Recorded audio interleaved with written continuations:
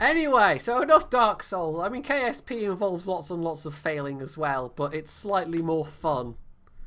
It's slightly more fun. Yes. You have some Steam keys to games you don't want or need. Final Fantasy VIII. I didn't even think that was on Steam. God, I haven't played that in years. Life is Strange episode 1. I've heard Life is Strange is quite good, actually. So, I don't know, maybe, Brett. The thing is, with people giving me games that, some of them I'm only going to get to play once, because I have only so many games I can kind of cover at the same time.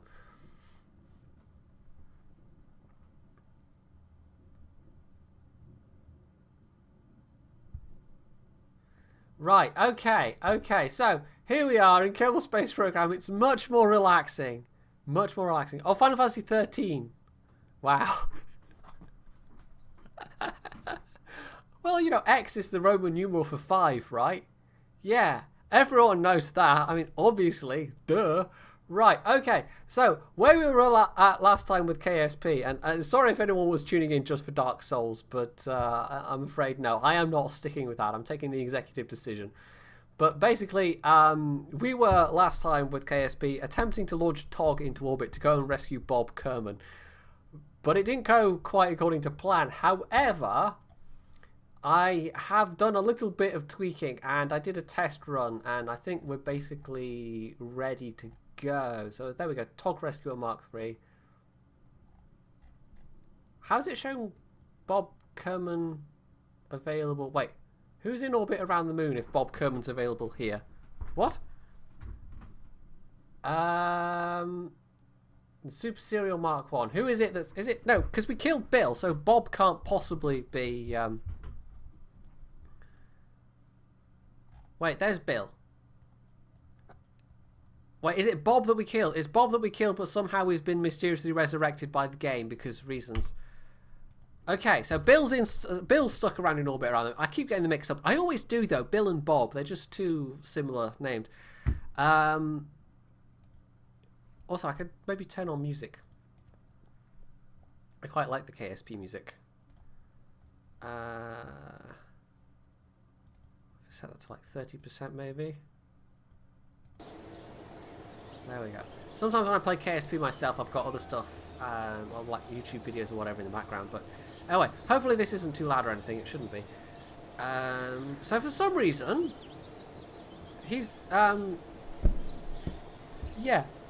He's been mysteriously resurrected. We now have Bob Kerman available. Okay then, that's very weird. Because we kind of killed Bob Kerman. And now he's back. Because reasons. Anyway, we're going to send up Jeb in the TOG Rescuer Mark III. Maybe this is Bob's brother, his twin brother Bob. Which was very confusing for their parents.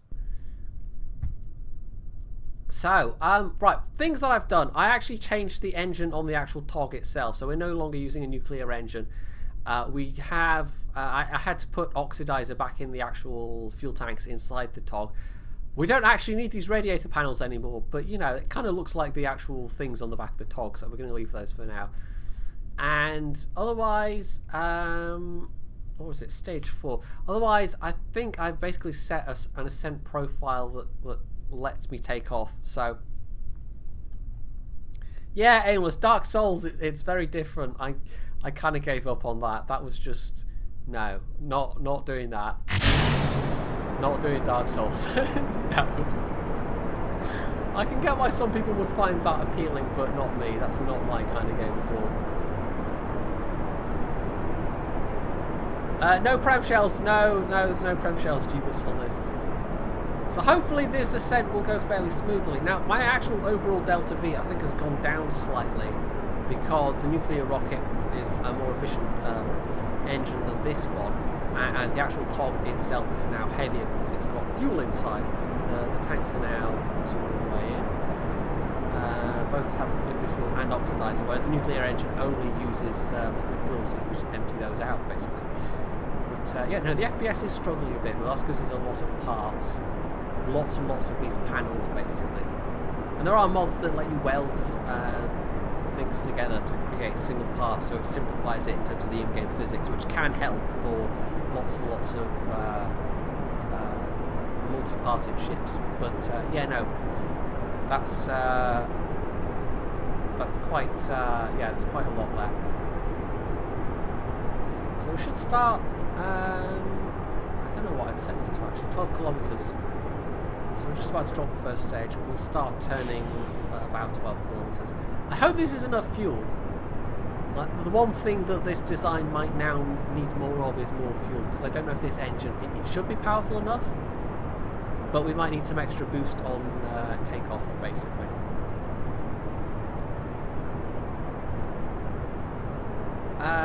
Dark Souls 1 not really that great on PC. Dark Souls 2 is better for newer players. Okay.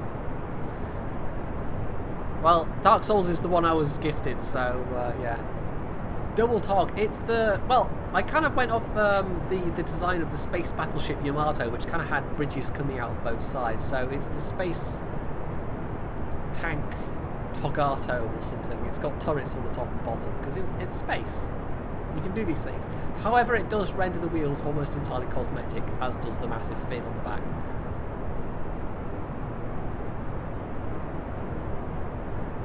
So yeah, we should start making a turn. I don't know, actually no, we're only at 9,000 meters, aren't we?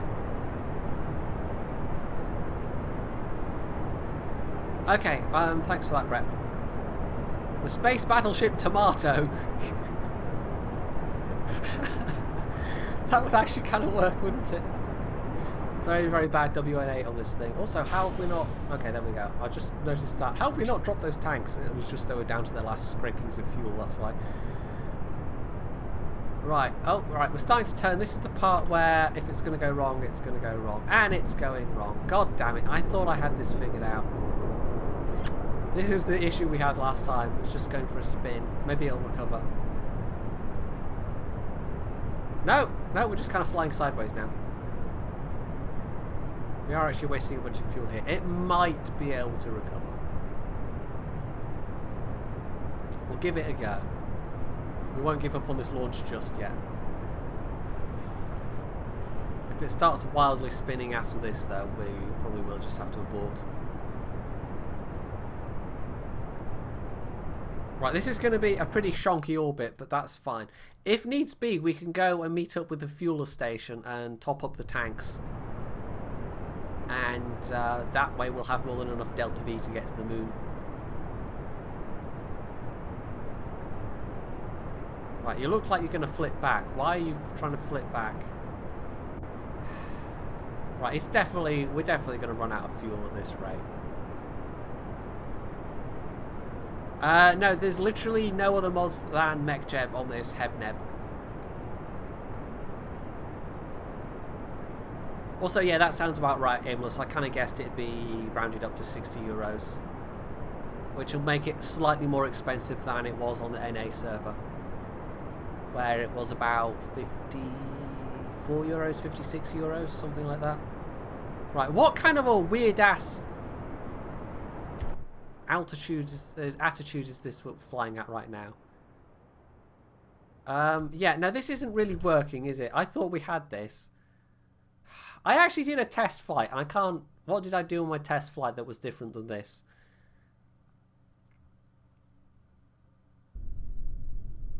Right,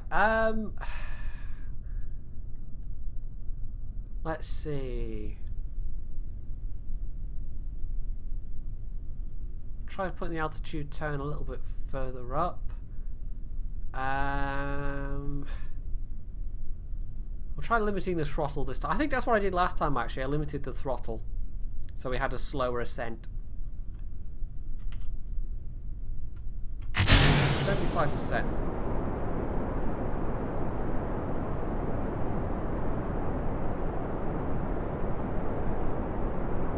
It might be, well, it might be a bit top heavy Jeebus, I'm not sure. It's actually a little bit hard to tell when you've got the rockets on.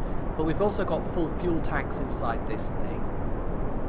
What I could do is, I could maybe, kind of, if I go inside, I could maybe, there's space to maybe put in some like saddle tanks down here, so that might offset the weight of the top. we could obviously put some fuel lines going in. So that would actually put more fuel into the TOG stage, if you like. Hey, Spartan1250, thanks for joining us. We warmed up with Dark Souls for the first hour of the stream, but yeah, it was a bit. I can see why that game has the reputation that it does.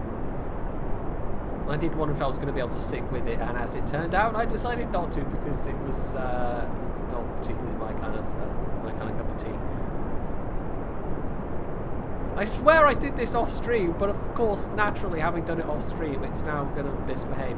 I'll also point out, and somebody, there were a couple of comments under the VOD when I uploaded it to YouTube, that why don't you turn on your SAS, noob? Well, for the benefit of those people that may be watching this on a VOD, the MechJeb actually kind of overrides the default SAS function, so that's why there's no SAS enabled down here, because MechJeb's basically taking care of all of it. I could, if I could find out or figure out some way to put fuel lines through into there, I could actually have this stage fire this rocket here, but it's not going to add that much thrust. That's the only thing, but it would still be a little bit of extra thrust. But I'd have to kind of asparagus stage somehow a fuel line through the side of the TOG. I'm not quite sure how I'd do that. I don't know if I could get them to just kind of clip through, or would I have to remove a panel? Not sure. Also, I like how the wheels are some of the wheels are slowly rotating as we're taking off. It's your first time on the stream as well, Jeebus. Well, I do tend to do these at kind of odd and random times, but I've actually been somehow doing it more regularly over the last week. No, I don't have a sub button available, Spartan. I basically don't have enough regular viewers. Although I haven't actually checked with Twitch what their requirements are for YouTube. Because if you have a big enough YouTube channel, you can basically go to Twitch and say, I can have sub button please, even though you're basically starting off with a very small channel. Because then Twitch has the expectation that all your YouTube subs will come and follow you. But no, I mean, if you're absolutely desperate to throw some money at me, there's always... Hello, what? There's always the option of going on Patreon and putting a few bucks a month my way via that. But don't feel like you have to or anything. That is entirely optional. But yeah, maybe at some point I will maybe try and get some kind of Twitch sub thing going.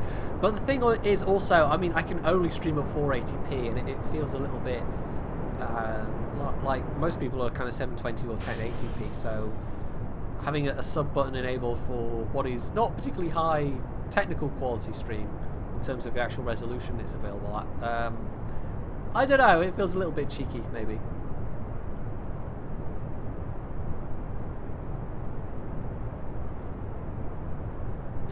If there's enough people watching, is it above 50 viewers? I can't remember. The quality options do actually then appear automatically, Spartan, which is quite a nice change that Twitch implemented actually. So even if you don't have a sub button at that point, then you still get the quality options, but there need to be enough people watching. I might actually limit throttle down on these engines by a little bit. Our TWR is actually over 2 at the moment, so limiting the amount of acceleration that we have as we're going through the turn might actually help a lot.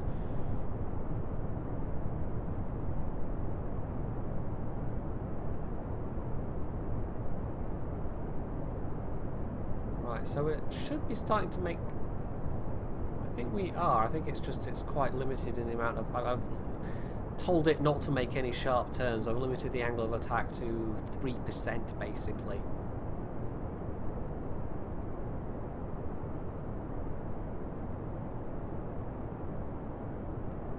Pterados, it is a Space TOG. Obviously it's a Space TOG.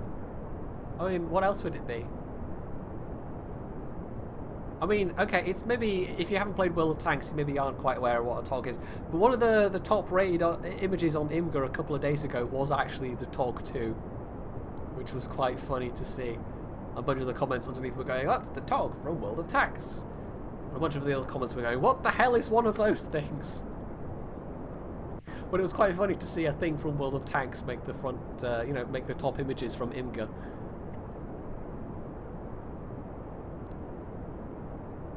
I have to say, on the subject of the IS-3A, it is, it's okay.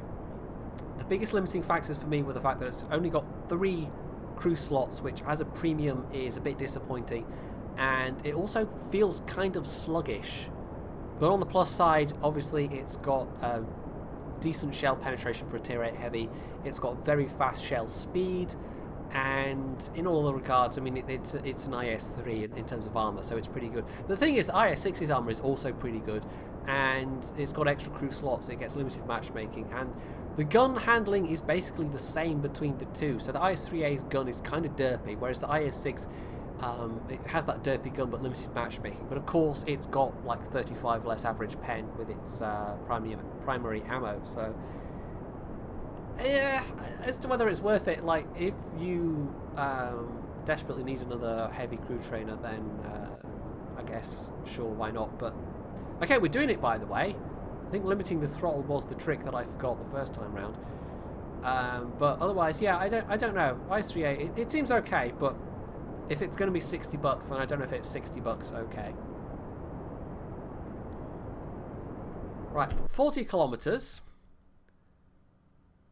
Apoapsis is a touch over 50 kilometers at the moment. We've got about 30 seconds burn time left. Right, we're out of the thickest part of the atmosphere, so we're going to let the engines go back up quite considerably.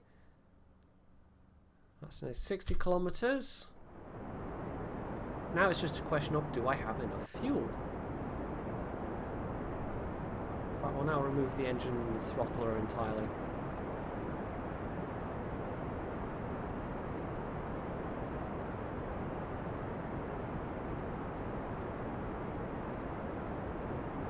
I've got to say, sometimes, I mean, the fact that it has heat premium ammo as well, a lot of the newer premiums have had heat as their premium ammo. It can be a good thing and a bad thing, because it doesn't lose pen over distance, but of course, any kind of spaced armor is going to... whoa, hello! Is going to cause you problems. Oh, I see. It was just having a little shuggle. A little wobble around. Right. Okay, there we go. Okay, apoapsis. Oh, and now MechJeb's decided to randomly burn down because reasons. MechJeb, what the hell are you doing?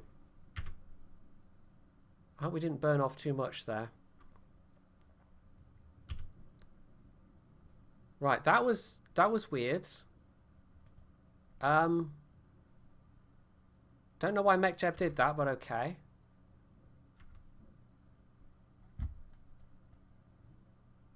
Right. Is it worth trying to take manual control? Because I don't know. Can we recover this?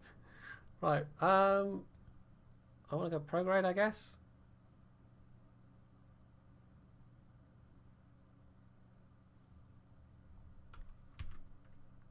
I don't have that long before apoapsis, that's the only thing. Yeah, MechJeb just kind of bugged the hell out there. That was weird. It was like we were there, and then MechJeb suddenly started thrusting downwards towards the ground. Wow, MechJeb's been sabotaged by Caption Guy. Or something, I don't know.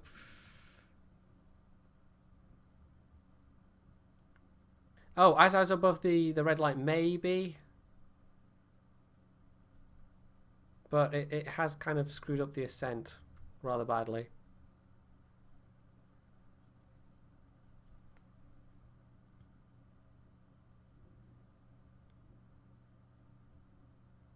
Right, oh, maybe because I limited the angle of the AOA so much.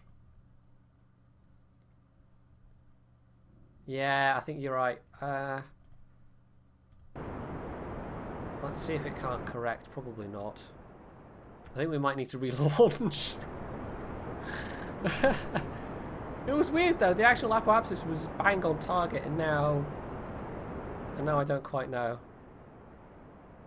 I don't think we're gonna. I think we're gonna have to relaunch that. I don't think we can salvage that. We don't have enough Delta V probably. Right, revert to launch. That was almost successful.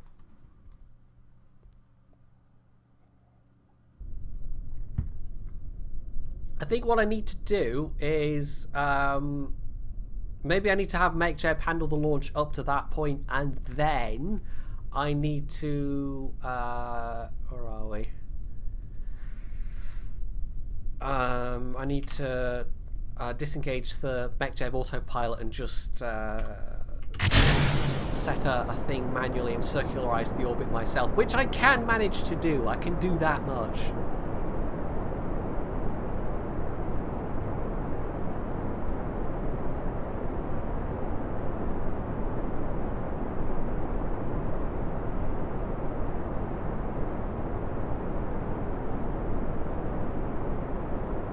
I have to say, overall, just based on mobility, I mean, the IS-6 is not super mobile, but the IS-3 feels more sluggish. Although it didn't help that I had like an 85% driver, so that might be clouding the issue slightly. But I think the IS-6 has got a better power to rate ratio, I think. But I'd have to double check that. I might actually be wrong.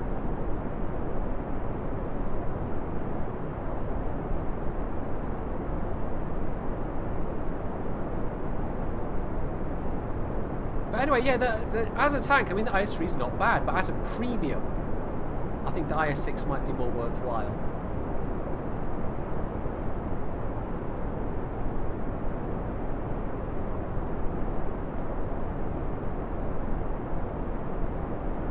Also, it's funny how we're sitting here talking about World of Tanks when I'm playing KSP, but I suppose I am launching the Space TOG, so there's that.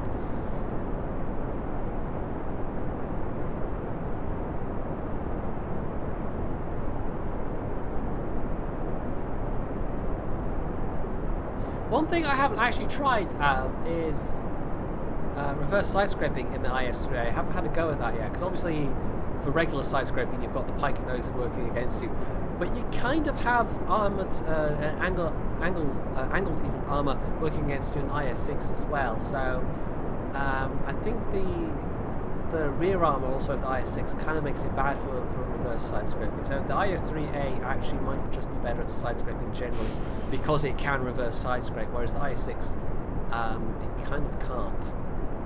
But I think you can get away with normal forward side scraping more in the IS-6. Yes, Sniper, it is indeed a Space TOG, but it's a vertical launch Space TOG, so that's why, yeah, it'll be more apparent when we get into space, maybe.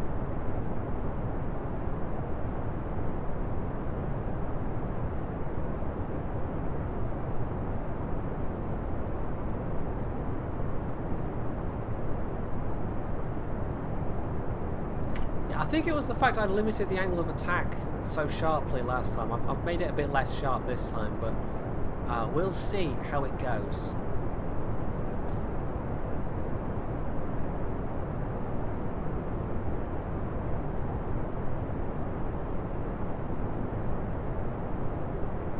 It kind of depends on the corner that you're working with, Aimless, but yeah, the shoulders of the IS-6, it doesn't often, it's not often advisable. Oh well, if they're auto aiming with that gun, Spartan, then yeah, we will bounce. But as I've said, the gun handling between the IS-3A and the IS-6 is very, very similar. In fact, the DPM is basically identical. So it's not like it's a better handling gun. It's not like you can make the kind of shots that you can make with the IS-3.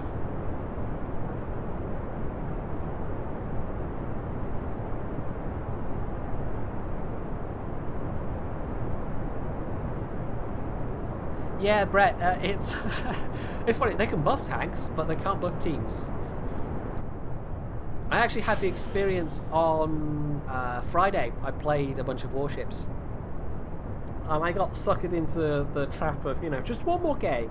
Surely the next team will be better. Surely, and it has to have been my worst single day in warships so far, just in terms of how consistently bad my teams were. I think I had, in the end, 4 wins out of 13 games, which is, I mean, it's not that bad, but still 30% win rate, more or less, is pretty bad. But it just left me feel like I was playing World of Tanks or something. It was a bit ridiculous. But that is unusual for warships. That doesn't really ever happen. That's been a rarity for me. Most of the time it's a bit more consistent. Like, I have bad games, sure, and I end up with teams where you literally, it's unwinnable, but it's very rare to have multiple teams in a row like that, where you just literally you can't, there's no way to physically do enough to change the outcome. And it was a bit weird because some of the teams kind of almost felt like they didn't want to win. But yeah, that's kind of a weird little when you see explosions like that, or you see clouds rushing past you, the way KSP works, and this is my understanding, is that when you're taking off like this, it basically kind of redraws the world every so often. So you're always kind of going from ground level, kind of, as far as the game is concerned, but it's kind of drawing everything else further down. That didn't really make sense the way I said it, but there was a weird bug for a while where launch clamps would keep going past you as you took off, and that was the reason why, is that the launch clamps were not kind of like, the game wasn't moving them down with everything else, so you just keep flying past the same launch clamps over and over again, which is a bit weird.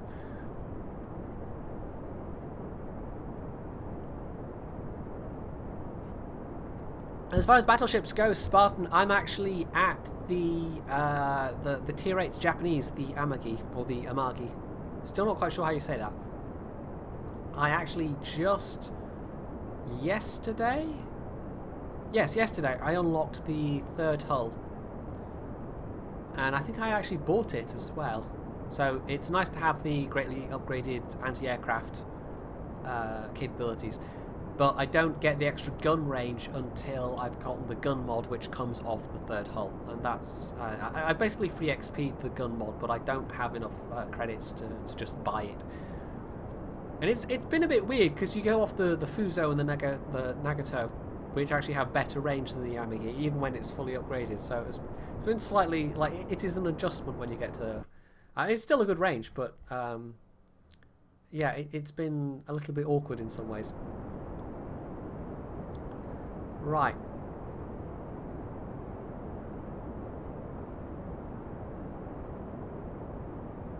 We'll throttle back up. We'll turn off.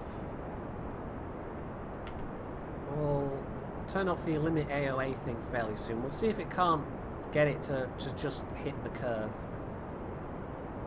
Basically, we're outside the thickest part of the atmosphere. We're nearly at 40 kilometers. So we shouldn't be flipping. Amagi. Okay. I'll have to try and remember that. Right, here we go. We're more or less on the curve. I think MechJeb will try and get us back on the curve, and hopefully it won't start thrusting us back at the ground this time. And we'll actually, like, if we could get to orbit just on the basis of MechJeb, that's fine. The reason, I mean, I know a lot of the hardcore KSP players will just kind of poo-poo the use of MechJeb entirely, but honestly, because I need to, like, last stream was just launch after launch after launch, trying to work out the bugs, and doing launch after launch after launch manually is just incredibly boring for me. It's just very kind of repetitive and kind of, I don't know. So I have decided, I took the executive decision at some point that I was not going to do that.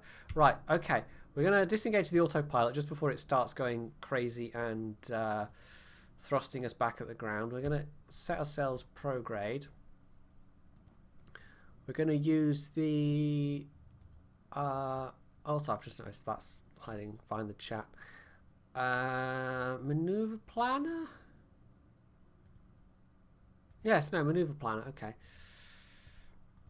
And we're going to add maneuver, and we're going to circularize the orbit manually, which is probably going to be a bit messy, but that's fine. It's taking a little while though Doesn't normally take this long, but my FPS is struggling a bit. Right, oh, that's a bit too far. I don't want to waste more than we need to. Okay. So we will just tell it to execute next node, I suppose, and there we go. We can also manually pop out the or do we wait till, actually no, we'll wait till the tanks have detached before we pop out the solar arrays, and then we'll see how much fuel we've got. Now also I think we can tell it to auto warp to the next node, which should be fine. Right, we need 1300 meters a second delta V to circularize the orbit, which is going to cut it kind of tight. Wait, why isn't the actual countdown, you know, counting down? Well, as long as MechJeb does it. In fact, we're just going to quick save. Just on the off chance MechJeb doesn't do it and I have to do it all manually. Which it can just about do, but it's a bit more messy.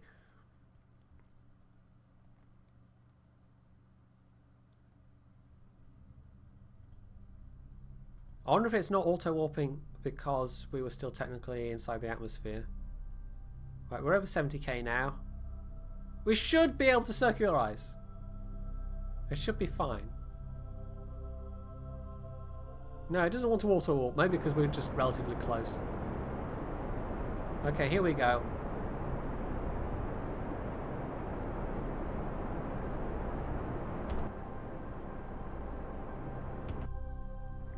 Now we should have enough thrust with this engine. Now we are actually in vacuum.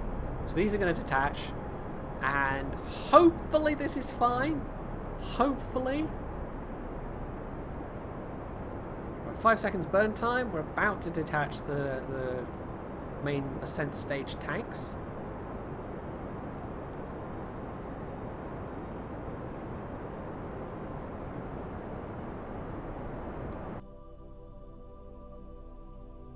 And, oh, I have to do it manually apparently. There we go. Right. I hope to God we have enough thrust. We certainly have enough delta V, but maybe only just enough delta V. Estimated burn time, 2 minutes. This might necessitate a redesign. Here we go, the glorious Space TOG, extending the solar panels. I probably should have put these on an action group. It would have been a lot quicker. Maybe next time. I don't even know if we're going to have enough delta V to rendezvous with my giant floating space gas can. My petrol station in the stars.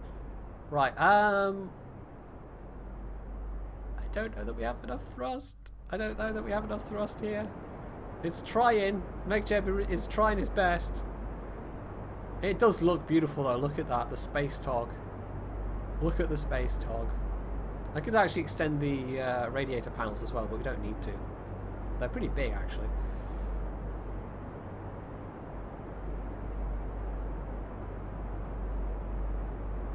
So yeah, how much delta V? I'm not going to be left with a lot of delta V, but you don't need a lot of delta V for orbital maneuvering, I don't think. Is it the Koachi? Almost.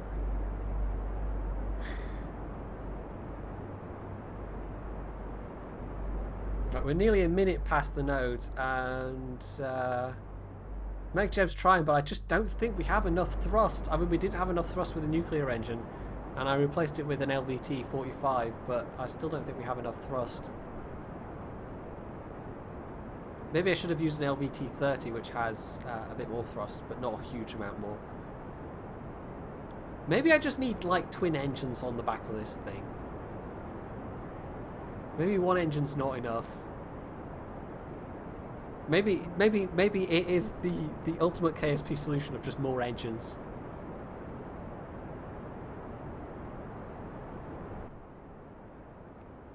Yeah, I don't think we're going to make this happen. We're actually now at below 70 kilometers.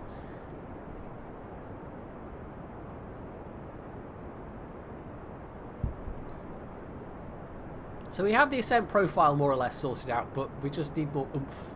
We need more fuel. More go. More zip. Oh, and racing stripes. Yes, Jeebus, I think you're right. We need some racing stripes. Yeah, if I tried for a higher orbit, maybe. Yeah, 75 is a pretty close orbit, so if we'd had more room to work with, it may have worked out better.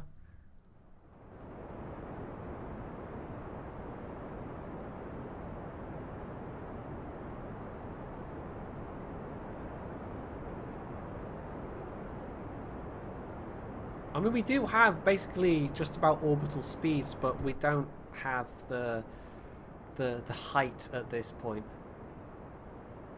So even if we do kind of semi-circularize, it's still going to be grazing the atmosphere, and we're just going to plunge back. I mean, we are already plunging back. There's just not enough thrust on this engine. Okay, back to the drawing board. Go back to vehicle assembly. We're going to need some more tinkering with this design, clearly. I do still find it really very weird that Bob Kerman's just back from the dead. Nikondas, if I just left it to re-enter, actually, I mean, this is what happened last time. We had a test re-entry. The TOG actually re-enters the atmosphere really well. Well, it wobbles around a bit, but most of it basically survived with absolutely no problem whatsoever. I think mostly because the structural panels that comprise the main part of the TOG are really very tough. Right, so I somehow have to strap some extra tanks in here. And an extra engine.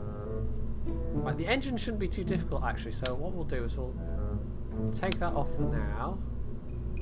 And structural, I think.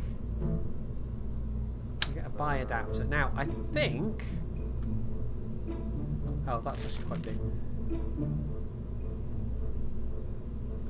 Bi-coupler, there we go. That looks a bit janky, but it's fine.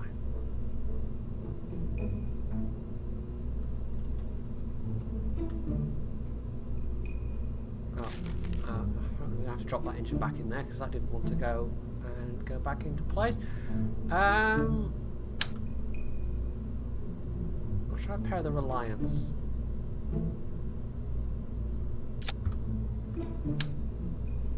Okay, so that's slightly clipping, but it's fine.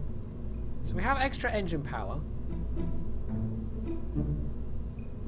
And... oh, get rid of that. Right, we need... oh, hello, I've grabbed a thing. I didn't need to do that. Let's undo. The problem is at this moment the staging is kind of hideous. Right, so... what is it? That's... stage... what's that stage there?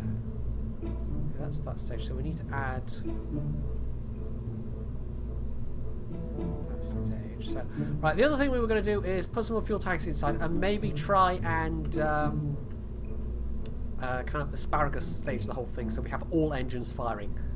And it will actually increase our fuel efficiency, but we also might need some... we might need to get rid of one of these side panels. Yeah, we will. Okay, we can't magically clip the fuel line through these panels. Also, trying to navigate in the valve is a bit awkward. Right. Oh, what did I do? Grab the ladder. Didn't mean to grab the ladder. Yeah, apparently Bob Kerman is Jesus. That is apparently true. Right, we need that to be kind of mid-screen. Hey, Sombra, we're having a little bit of a redesign. You missed Dark Souls. Which I probably will never play again because it was horrible. But, yeah, we're having a little redesign of the Space TOG. Because it needs some more oomph. Right, I think this acts as a fuel cross connector, so we don't need to put any extra fuel lines in. In theory. Or does it? It should do. I'll try... hang on.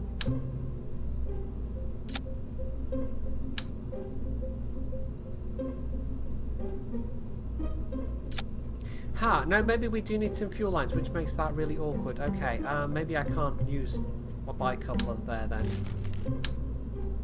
Because there's no way for me to get the fuel lines around the bicoupler. Ah, that's annoying. Okay. Too scrubbish to play Dark Souls. That is probably not an unfair comment. Right, how the hell am I gonna... Oh god, this is gonna look so...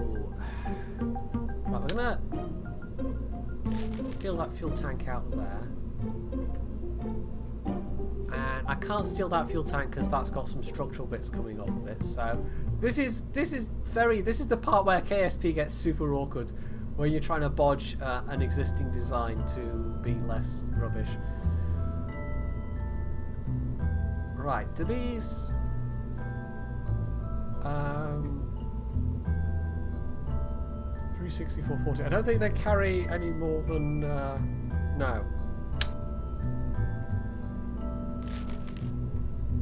What I could do, however, I mean, having used one of these, I could use the bicoupler that is actually a fuel thing. So I don't even need to use that, actually, do I?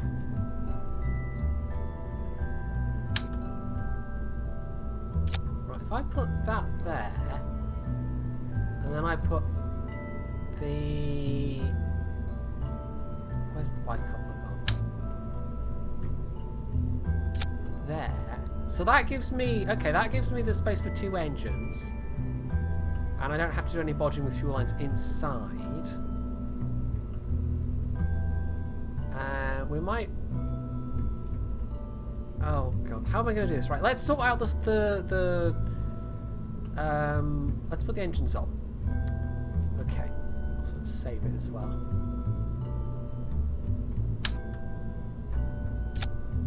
Okay, here we go. Right, so we've got extra engines. That now should...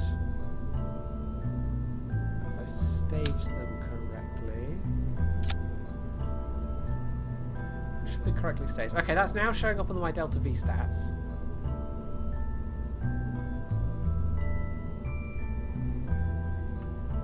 Okay. So we now want to asparagus stage these engines. Oh yeah, KSP. Yeah, it's off at it's kind of reduced at the moment, which is good. I'm gonna have to steal some panels, aren't I? Which is a little bit after having so carefully constructed the whole thing.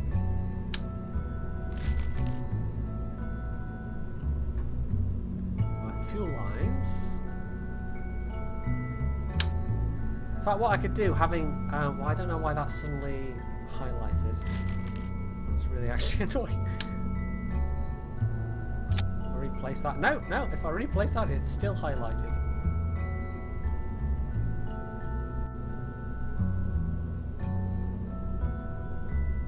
Okay. No. Fuel line, there we go. We're getting to the kind of part count where KSP is struggling a bit. Okay, so we've got a fuel line going in there. And we've got a fuel line. This is awkward. Very, very awkward. Right. Move the Delta. Oh. The Delta V stats over there.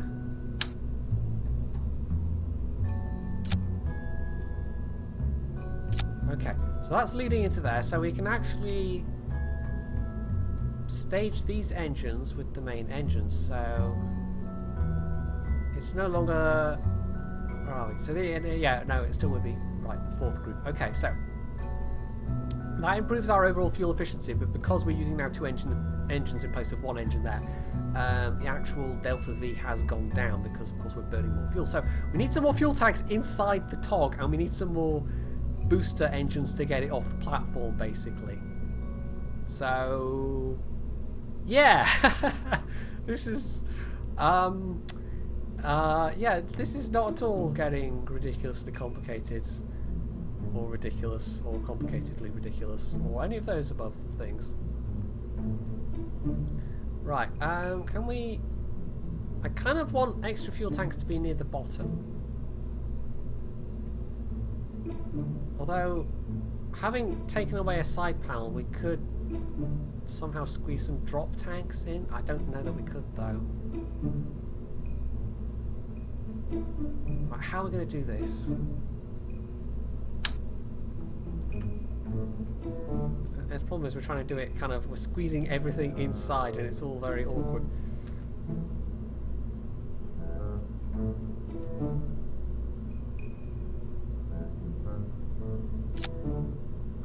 Okay, this is an extra pair of the FTL 400s, which we've managed to squeeze inside. And this actually has the added benefit of we're making the TOG more tail heavy, so it should be a little more stable in the atmosphere, maybe?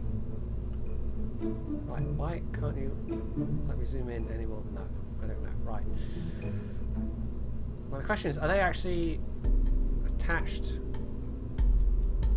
to... Oh, it's really hard to see.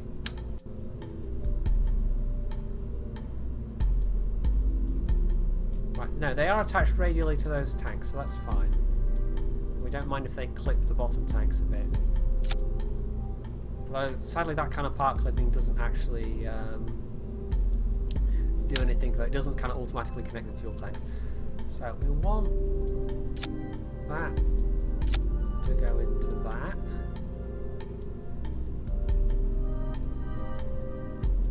Oh, we want... Oh.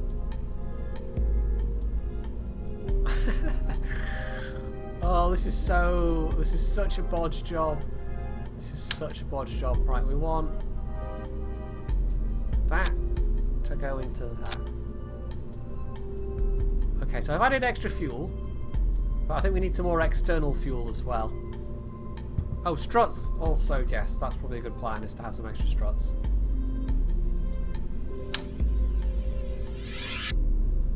Well, you know, the inside of the TOG, there's actually quite a lot of room for this sort of thing.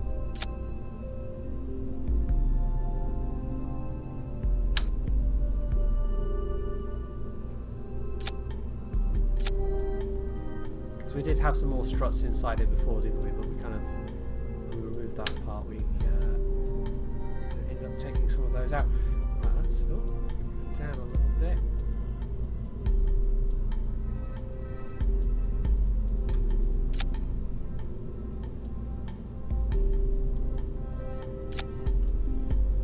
Okay, we put some extra struts in. It should be okay. Should be. Right. Okay, now we need to somehow squeeze on some extra external fuel tanks, because my actual Delta V has dropped a fair bit. Actually, I might leave those being the... I may put on a pair of Reliance. Actually, a pair of swivels is probably fine. Or do I want a pair of the... Do I want a pair of the atomic motors? No, I don't think we do. I don't think we do. A few more engine choices would be nice here, but we are using more or less stock KSP, so... Oh, go on. Go on. There we go, right. For some reason it keeps putting those in stage 2, which we don't want. What? I didn't grab that, I was trying to do the staging, but okay. Like, this is, in its own way, as frustrating as Dark Souls. Except I kind of more or less know what I'm doing in this. Okay, right, so, I have a crazy idea, and it's a thing I did for one of my earlier careers. My earlier career things. And it's kind of stupid, but if it's stupid and it works, then okay, why not? But it might massively inflate the part count. Now, I have no idea if it will, but we have now these new Goliath turbofan engines. And previously I've done kind of jet takeoff kind of systems, but I've never tried it with these new turbofans. So essentially we're going to do kind of these, but to take off with. Get them the right way around. So we need some more side tanks, more struts. we're going to see if we can use these to get off the ground and maybe get a couple of 1,000 meters height before we then ignite the main engines. And that kind of, you know, even a couple of 1,000 meters off the ground, even if we're not going very fast, that's just less atmosphere to get through. So we can use just liquid fuel fuselages for this. We'll actually scrap all the launch struts for now because they'll all be in inappropriate places. No, that's an engine. Come on, KSP, there we go. I had to think about it. Okay. Okay, so, right, okay. We're going to need, probably not even that much fuel. Right, we need, I think we'll go with Mark II liquid fuel fuselages.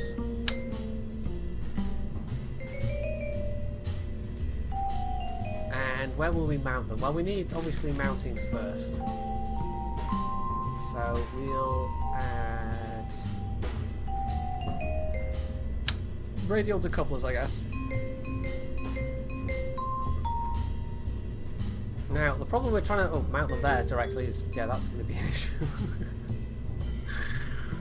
I'm going to have to manually place them to get the symmetry.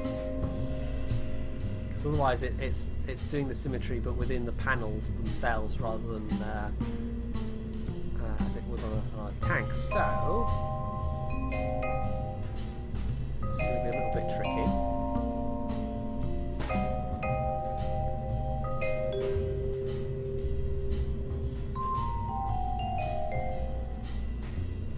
I don't know, there I guess.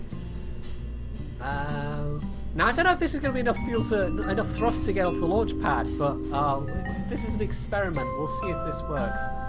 So what did I want? Liquid fuel fuselage. I think we go with a short one actually. 400 should be enough. There we go. Right, that's the one I want. We're not trying to go very far. Right, the question is, how the hell do I strap an engine on this thing? No, engines, I was in the right place. Right, this is going to look so very dank. The mic volume, it might be a little bit low. Also, I'm just not... look at this. I'm not being massively chatty when I'm sort of thinking about stuff I'm doing. Right, this is by far one of the stupidest things I've ever come up with.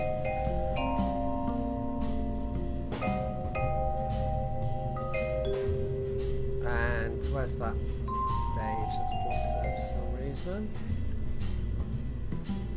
Right, we want those in a separate stage actually. Okay, so we're gonna just like have 4 of these. And we're gonna see if this is enough. Also, I hope it's, when you say the mic actually is it okay over the sound of the KSP music? Because we can turn that down. You see no problem with the design. That's fine, because I don't either. This is amazing. Well, that looks more or less okay. Well, I mean, look at it. Look at it. It's wonderful. It's just, what could possibly go wrong? We can actually, I mean, obviously aerodynamics, very important. So, is there a liquid fuel adapter? No, we could just put on an empty adapter stage, I suppose, with the nose cone.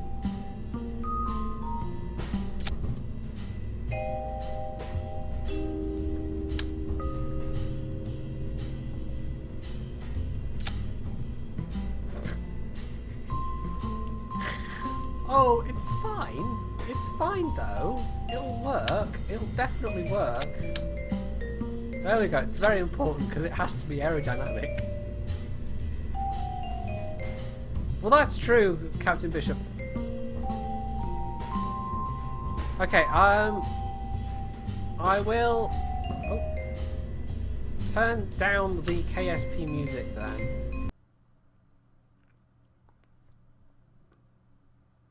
which I have to do from the main menu. Because it's down reasonably, it's like at 30%, but we'll drop it another 10%.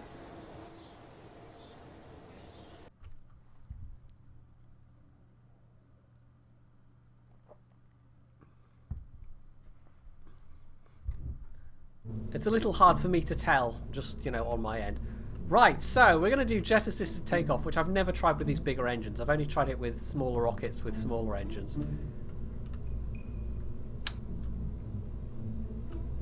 Right, oh, this is going to be a bit tricky sticking them on the same place, actually.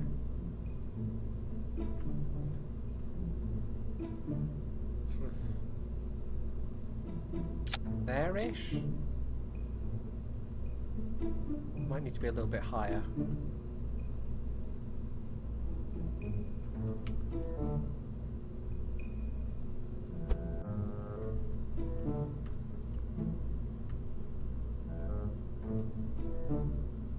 Okay, that looks about right. It is clipping through the radiator panel rather badly, but it's fine.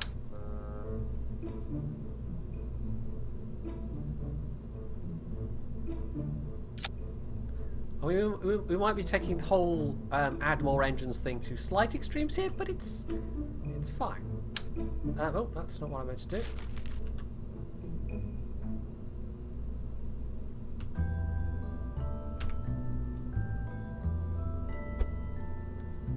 So we want that to be slightly more this way. We want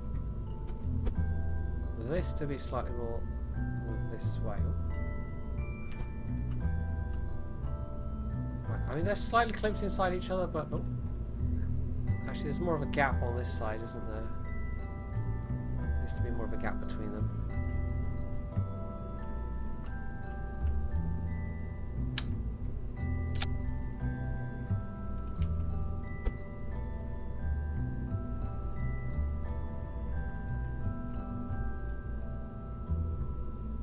Right, we're kind of touching the RCS board a bit there, but it's.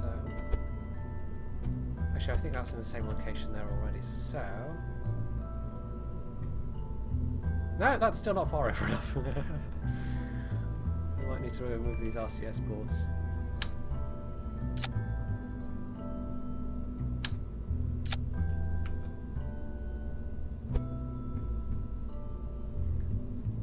Right, this is going to be probably a glorious waste of time, but that's just Kerbal Space Program. Right, also somehow they're now at different heights, which is not what we wanted.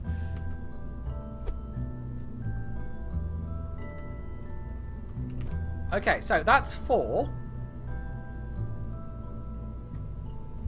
But do we think that's enough?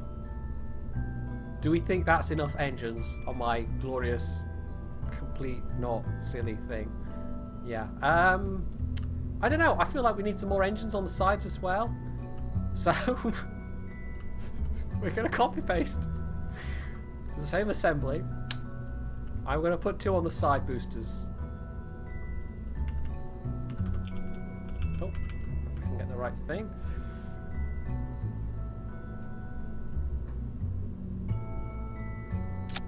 Oh, wow, okay. That moved the camera a bit quickly there when I actually... copied that.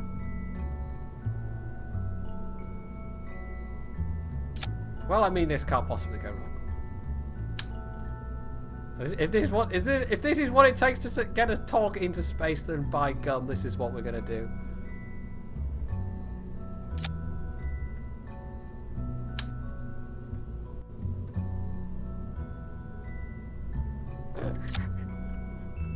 I've made it look even more ridiculous than before. I don't know how. Well, actually, I do know how. We added more engines. That's always the trick, is add more engines. And we're actually, because of the nature of engines, we're going to have to basically get the engines going, then we let them spool up, and only then do we release the launch clamps. Right. We only want 1. Change this manually. Right, chances are this is probably not enough thrust and we're just going to go crashing back to the Earth. But, on the other hand, it might be a glorious success. It might be amazing. You don't know until you try.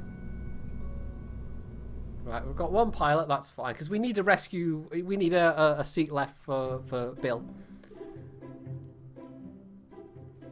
Solid rocket boosters! Solid rocket boosters are for noobs, TO. These jet engines are probably good to about 10 kilometers, at which point we would, in theory, then just launch the main, you know. My frame rate is struggling a bit. The engines are maybe sagging slightly. They are quite heavy. But we're going to throttle up. Obviously we want the ascent guidance, but we're not going to use it just yet. But we'll plug in the numbers that we need. Right, stop at stage 4. At least I think it'd be stage 4. I can't actually see now. Whatever stage those are.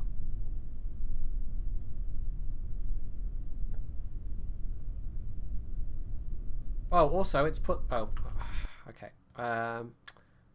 Vehicle assembly. Yeah, we maybe haven't... I needed to put those in the bottom stage, didn't I? The launch clamps. The launch clamps are kind of hidden all the way at the top, and that's a bit of a problem.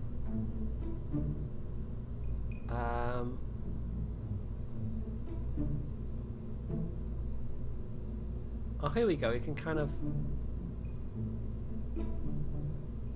Alright, if I...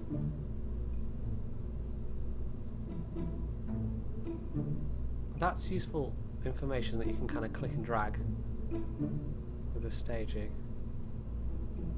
So that stage needs to be... Oh, the very first stage. Oh, you can scroll wheel the staging! Oh my god! Oh my god, today I learned. That's incredible. Okay, today I learned you can scroll wheel the staging.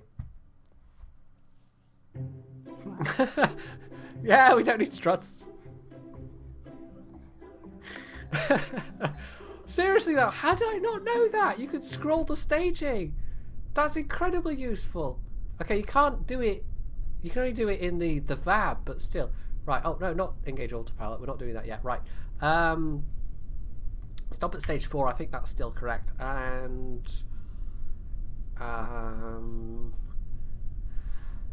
limit acceleration, limit throttle, and that'll be when we're kind of igniting the main stage. But we're not going to hit engage autopilot just yet. What we are going to do, however, is stability control, RCS on. Right. I've got that staging the wrong way around, haven't I? We need to ignite the engines. We'll throttle them up to max throttle. Okay, my FPS is pretty damn bad right now.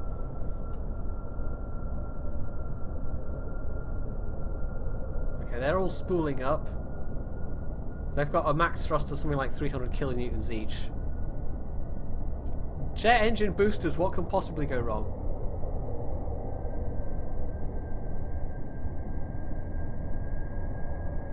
Okay. Wow, the whole thing's shaking a bit. 100 kilonewtons, 120 kilonewtons. We'll only get to about 200 kilonewtons of thrust.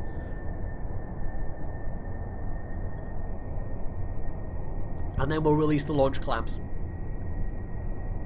I don't know when Unity 5 is happening exactly. I don't think it's happening before the end of the year, Captain Bishop, but it can't be much more than a month or two away from the kind of progress I've... I follow the Kerbal Space Program subreddit reasonably frequently, and the devs actually post stuff there, which is quite nice. They're actually quite interactive with the Reddit community.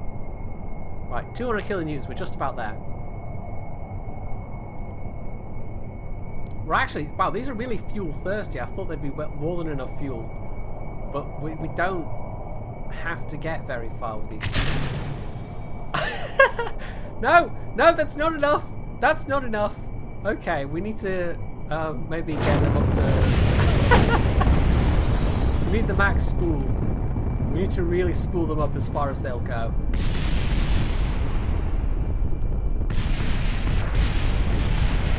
I think they encountered some problems with the... That may not have gone entirely according to plan. Right. I mean, this entire thing might just be a waste of time. It might not work at all. Right, we'll spool them up to maximum speed before we try that again.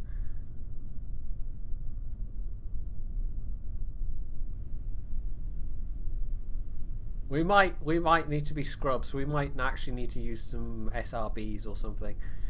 Okay.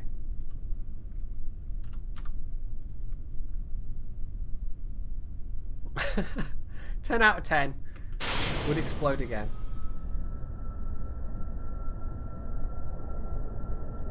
So we'll keep an eye. I think we need to just let them get up to max thrust, which is 360 kilonewtons. Which might take a little while. But this is certainly one of the more interesting ways of launching a craft that I've tried.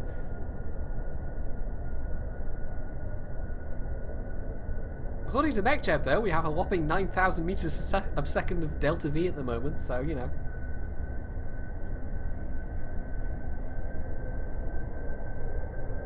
Right, we're just about to hit 100 kilonewtons, so we're a third of the way there. Well, 120 actually would be a third of the way there.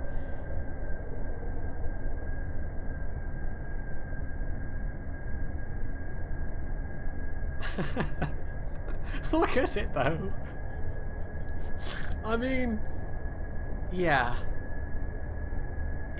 I mean, I've built sillier things, but this might be the most silly one to date. Actually, having said I've built sillier things, I'm not sure I have built sillier things. This might be it.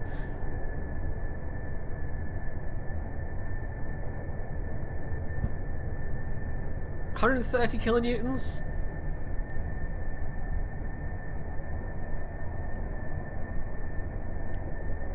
You know, it's almost surprising that they didn't let me design any of the new ships for Star Wars, Captain Bishop.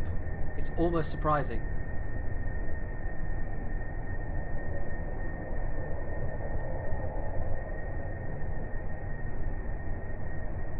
It really does take a while. Oh, actually, also, I haven't gone to max thrust. That also is probably why it's taking a little bit of a while. There we go. Taking longer than it should do. I was just building up the suspense artificially, yes. Hey, Petit Frere, I'm guessing you've just tuned in. 200 kilonewtons of thrust. We get to 240 and that's 2/3 of the way there.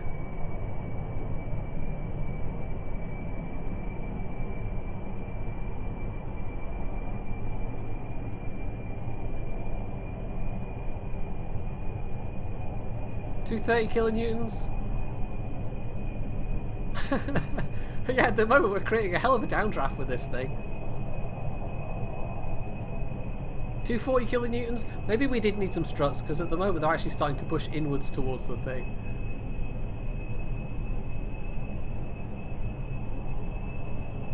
$250 kilonewtons. It's kind of slowing down a bit actually. I was hoping we could get all the way up to 360, but we might not be able to. Well, we are practically sea level, so there shouldn't be a problem with having enough air or anything like that.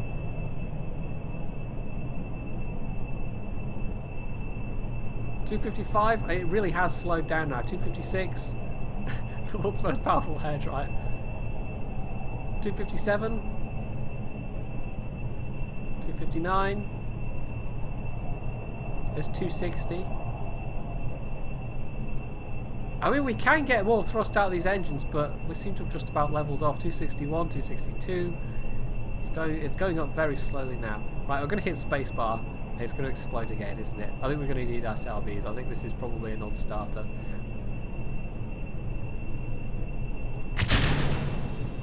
Oh, it's very graceful. It's very graceful. It's going to explode in a very graceful fashion.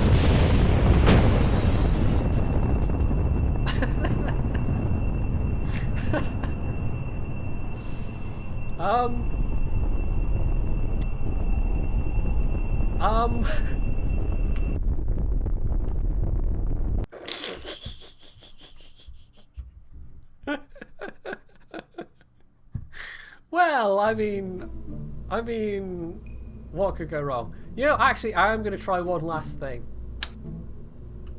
We're going to try one last thing before we let this idea go.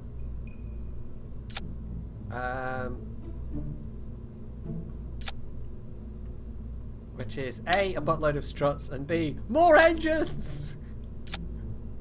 More engines. What can go wrong with more engines? We need more engines.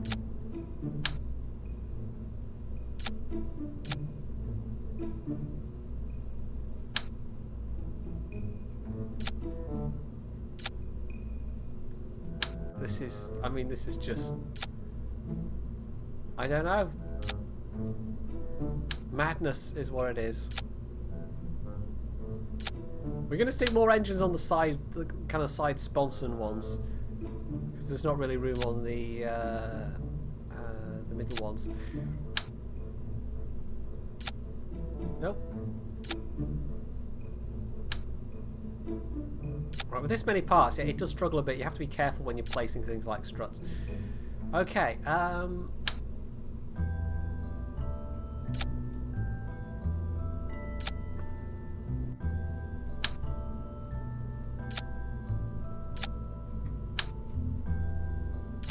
might need some actual struts on the engines themselves as well, but we'll see. If we could make this fly, if we could make this take off, and this is my launch system, then this would be quite silly.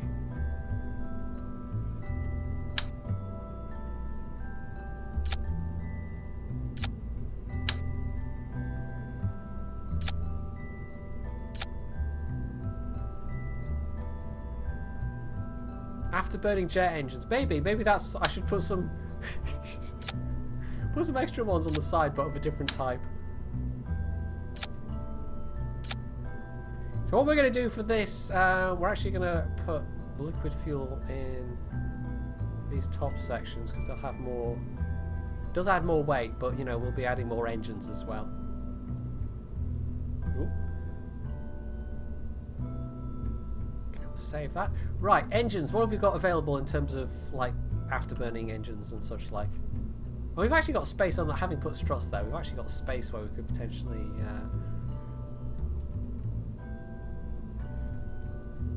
stick engines on the actual bottoms of the things as well. In fact, you know what, we could do it that way, in fact, having just added extra fuel to all these tanks. Don't think we do need the extra fuel, you know.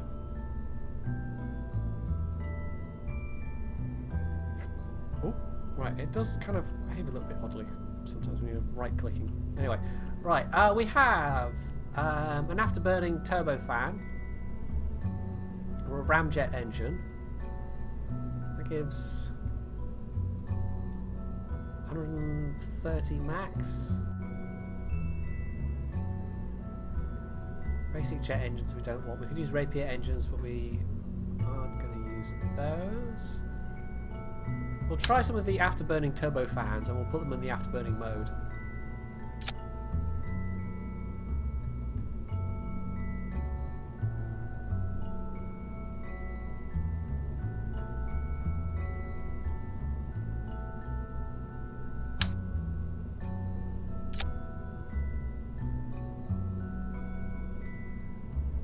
Right, we're basically adding like 6 more engines.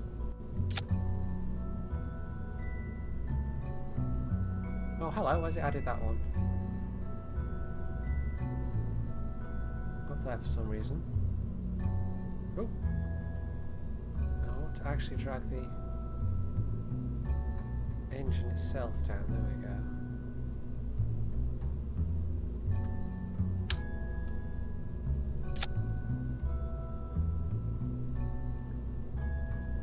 They've all got afterburning turned on.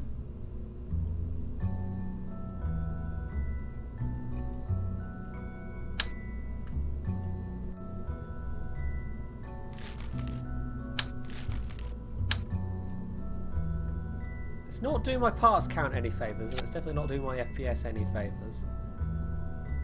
But you know, we're willing to sacrifice little things like that in the name of progress. In the name of science! In the name of rescuing Bill Kerman. Right. Oh.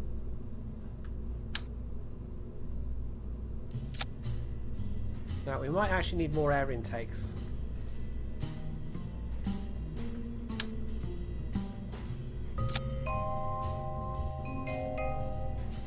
Right, let's put them in a weird place. And that one is put in a weird place.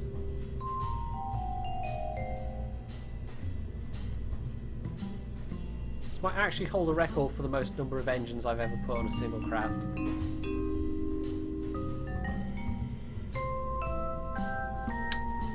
We'll get rid of the nose cones. And we'll replace them with air intakes. Because I think we will need more air intakes. To go with the more engines! Must add more engines! Hey, Hildebrand!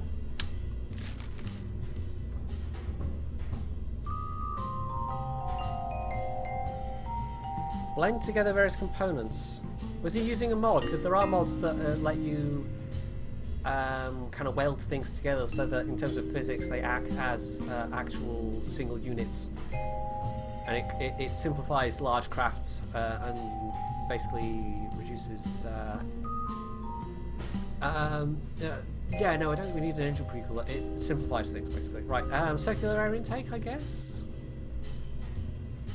Or are we going to go with a cool-looking shock cone intake? Because everything's better with spikes.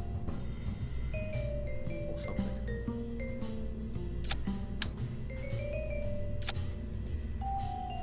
Although we're going to need to restrut these, aren't we? Sure, remember to do that.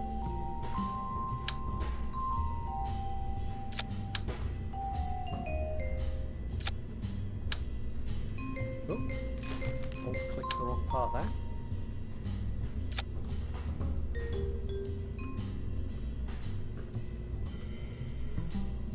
Yeah, we're doing it. I mean, I could be sensible, Hildebrand. I could be sensible here and use just regular solid rocket boosters to, because we had the ascent profile figured out. We just didn't have enough delta V, basically.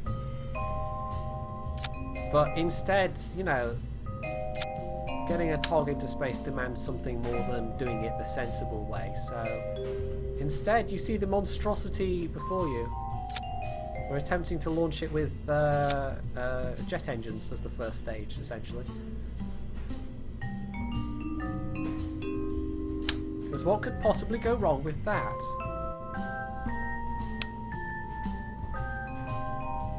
Oh, is it not? No, okay, of course you can't attach... and then you can attach struts to intakes. Oh, KSP won't let you do that. Which makes this bit slightly awkward, but that's fine.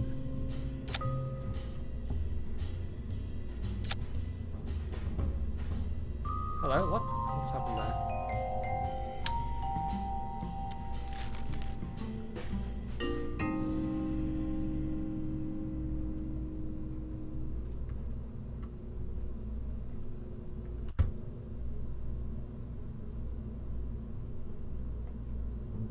I have to think about that. Right, where's the end of this strut?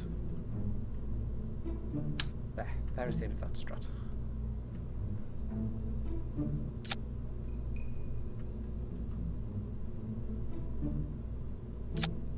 Okay. We're getting there, again, eventually.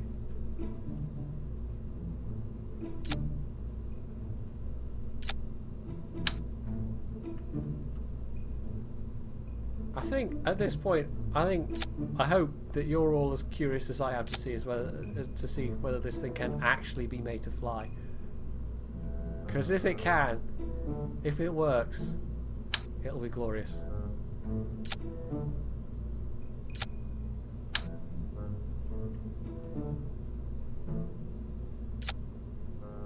I've actually seen somebody a long time ago, I might have mentioned this in the last stream, actually launch a TOG into space, and it was probably a better looking TOG than mine, but it was with the old aerodynamics, and they basically stuck it like horizontal on the nose of a rocket and just lifted it into space, which you couldn't do these days, I don't think.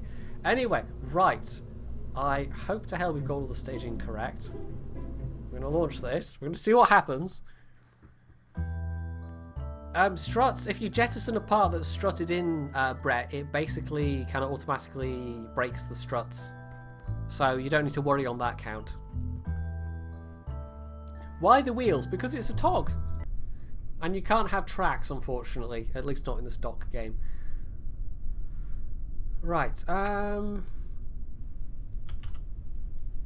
Right. Okay. The frame rate is now truly diabolically bad. To the surprise of nobody. I'm actually... Wow. This is pretty terrible. Right, I'm holding down the shift key and it's very, very slowly putting the throttle up to maximum. Hit spacebar. Isn't there a... No, that's... Now X makes it go all the way down, but isn't there a hotkey for making it go to 100%? I think so. I just can't remember what it is. Anyway. For some reason it won't let me throttle to... Oh, because I've already selected limit throttle on ascent guidance, even though ascent guidance isn't actually working. Right, this is... Oh, look at the afterburner effects there. More power! More power! Right, we'll let the main engine spool up a bit first. I think the afterburner engines are already fairly spooled up. Yeah, they're already at max thrust. Look at this. Look at it. Is it not magnificent? Right, we'll let the big engines get to 200 kilonewtons and then we'll release and see what happens. It sounds glorious though.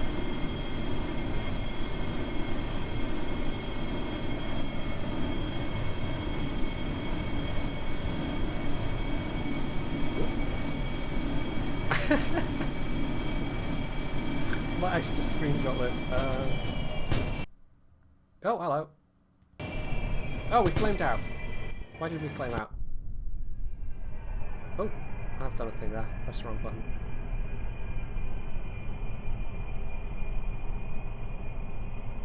Intake air deprived. Oh, they didn't have enough. Oh, we didn't have enough air. Maybe I should have released sooner. Let's try that again and release sooner.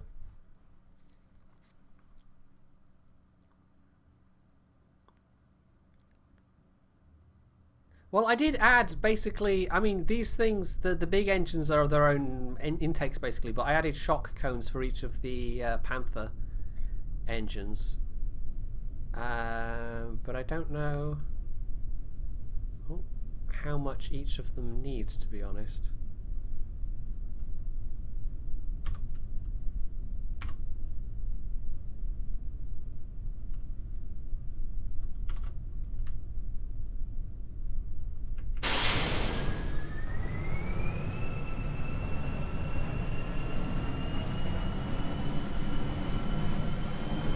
It might be that they need more when they're in afterburner mode. It might be we need more air intakes.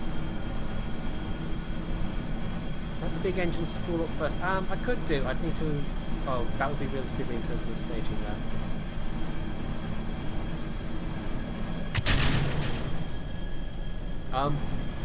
Oh, not quite enough thrust. No. We might have to do that, Brett, and we might need more air intakes. We need more air intakes. Okay. More air intakes! Absolutely.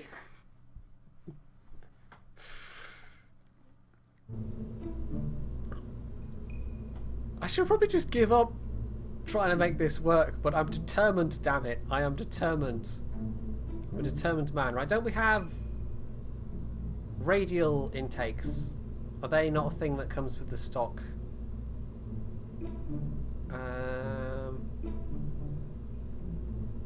Supersonic air intake. No, we don't need that. Intake air 2.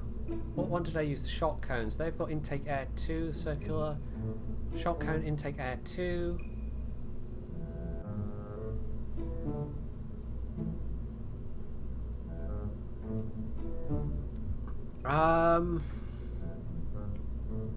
Maybe the pre-coolers, they have intake air 5?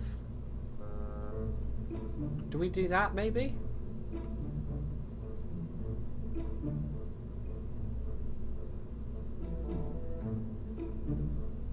Also, we might use the adjustable ramp intakes because they look cool. Okay, so we'll stick on basically an engine pre-cooler with an adjustable ramp intake on it.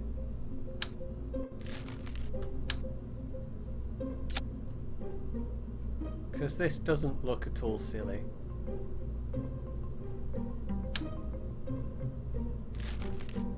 It needs more DACA, that's what it needs.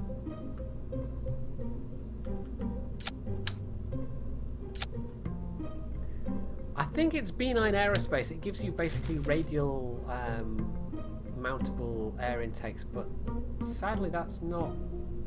Oh, there's the usual radial. Oh, okay, I forgot we had those. We can always add some of those.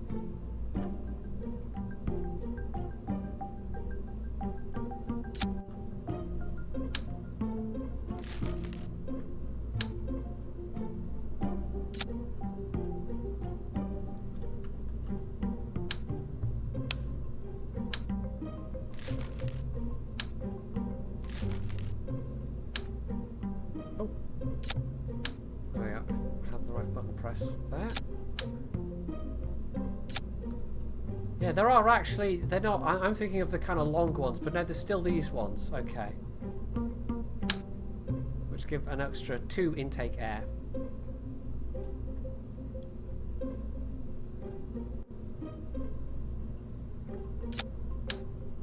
More parts, why not? More parts, what can possibly go wrong?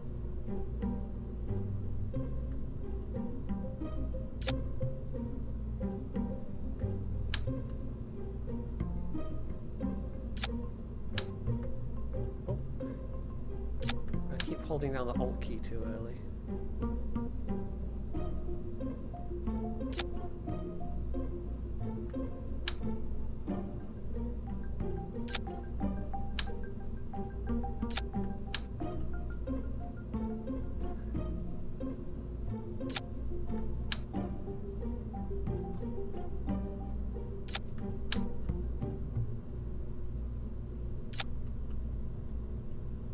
Oh, they are actually in the... Oh, they are! So they are! Okay. They give... Oh, they only give 0.5 though. But I think so do these ones. No, they give 2. Okay. So those are an option, but they don't give a whole lot. But, yeah. I don't know. Anyway, I think we have more intakes. So... Yeah. And the other suggestion was spool up the... Well, actually, no. We might have enough air intakes now that we don't have to do extra... Give the extra engines spool up time. So they are in the base game. Okay. Well done, Smokey Plays MC. You win an internet cookie. It's like an internet point, but you can eat it. Well, you can think about eating it. Because, you know, it's only an internet cookie, but still. Close enough. Okay. Well, we need to maybe give it a little moment to think about things. Jebediah is fine, he hasn't got a care in the world. Right, oh. Don't actually click that yet. Now the thing, one of the things they changed with 1.05 is that they changed how air works. So it's not a quantity anymore, like for instance fuel or oxidizer or whatever. Right, we have now quite a lot of air inputs. But we can see... Oh, they actually have a little bit of liquid fuel in them as well. How are we doing? 130 kilonewtons. We're actually spooling up really quickly. Maybe the extra air intakes are helping.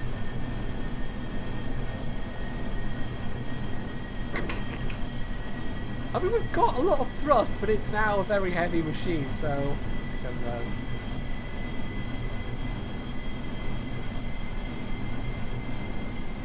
Yeah, I don't know how Jebediah is doing in the cockpit. He's got a lot of dials to look at right now.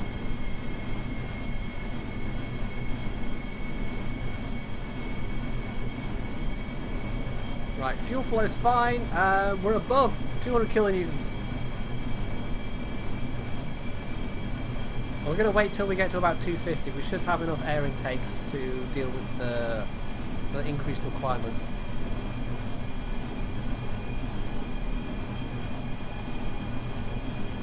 I'm not actually that hot on how the jet engines work, so maybe more air intakes help you get the thrusts up sooner, because it does seem to be going up a lot quicker now with the Goliath turbofans.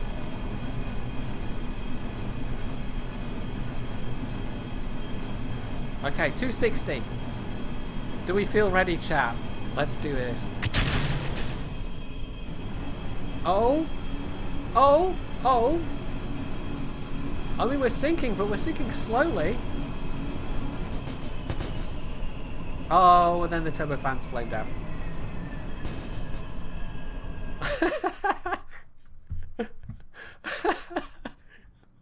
I don't think this is working.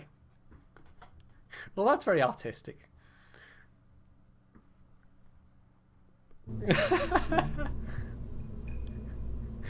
I mean, I could slap some more big turbofans on the side of these things. And more air intakes, of course.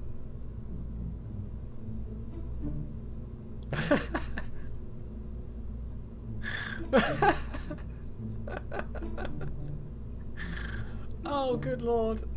Right. The question is, do we continue on with this, or do I just try and go for some solid rocket boosters? Because we could. More engines, not more air. Well, they did flame out still, that's the only thing.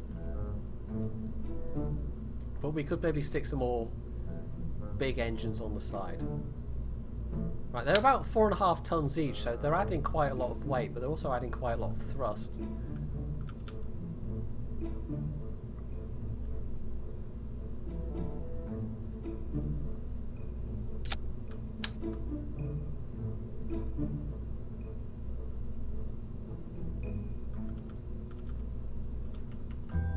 Actually, what I'll do is... Oh no, I can't just copy them, can I?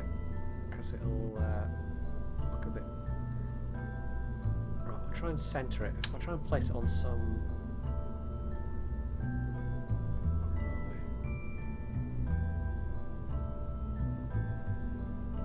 There we go. Right, if I place that there... In fact, we'll just copy it so there's an extra intake on each one.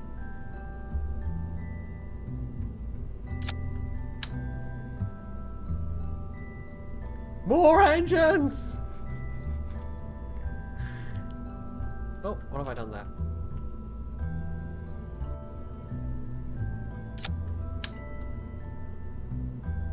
Right, this is absolutely, I promise, the last attempt with the engines. I think we're going to try Brett's suggestion of spooling up the big engines first. Are they all centered in the right place? Right, that is a lot of engines. We're not going to lie.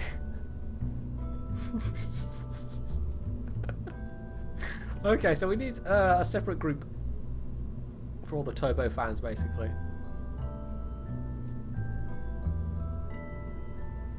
Most of these are turbofans, right? That's not. That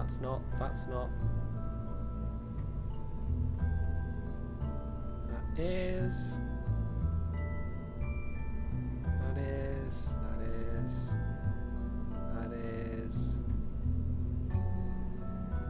Oh, that one is.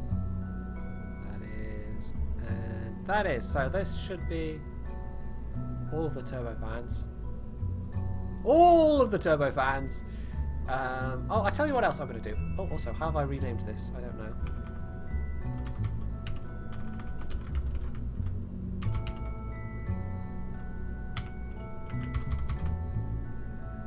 Right.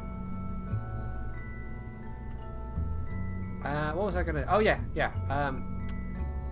I was going to add a group, an action group, for the solar panels, which I keep meaning to do.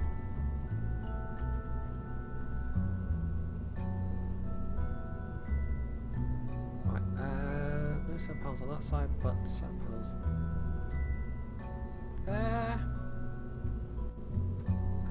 And there. So I can just press a single button, have all the solar panels pop out, basically. Double panels there, right. Right. Right. What can possibly go wrong? What can possibly go wrong?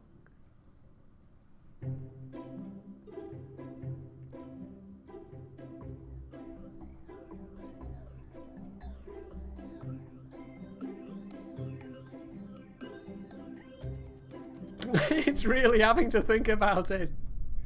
It's really having to think about it.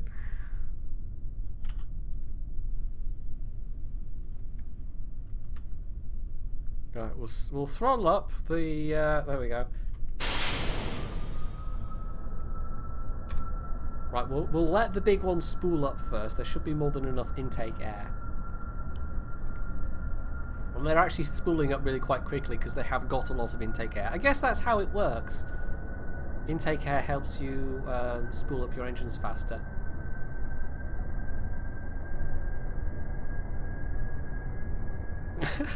Can you imagine standing underneath this thing? Oh, good lord. More engines! It needs more engines.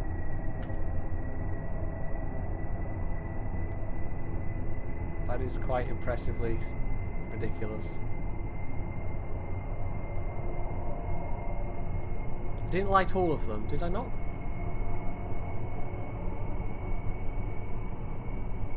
I think they should be. The big ones all should be.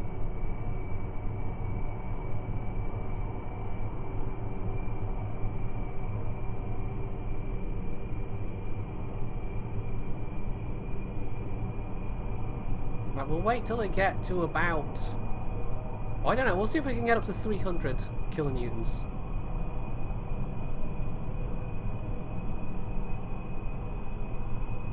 And then we'll ignite the afterburner engines, and then we'll see if we can get this baby in the air.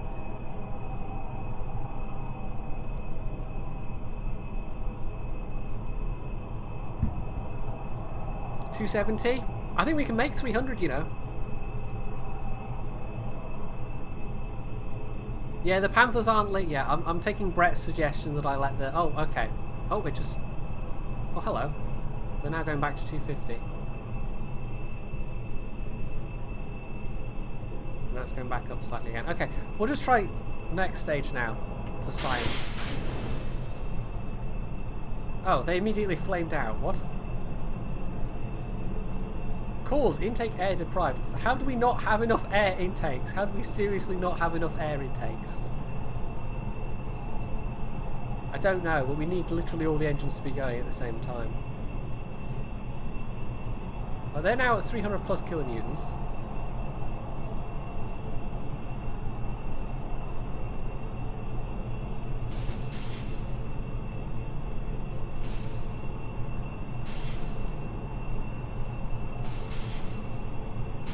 No, they're just completely flamed out. I don't know why.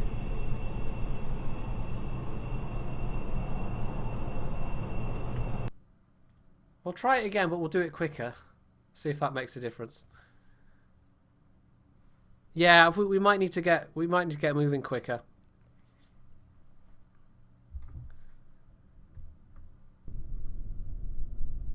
Yeah, I think you've got it. We've just sucked all the air out of the atmosphere and it's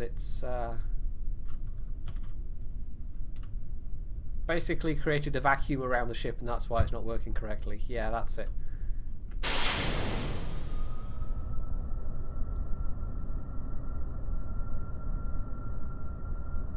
I guess we'll spool them up to about, I don't know, 200, because they should spool up to 200 pretty quickly.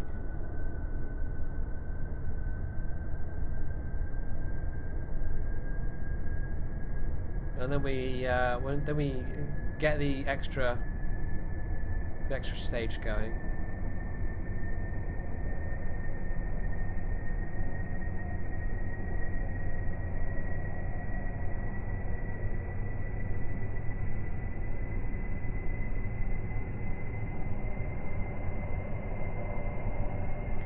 90.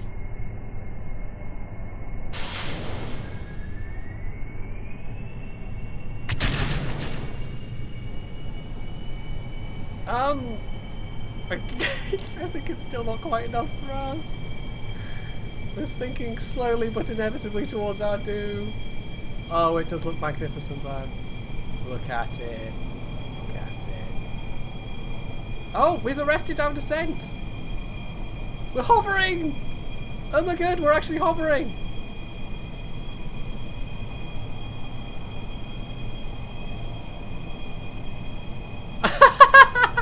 It's working. It's actually kind of working. Holy crap.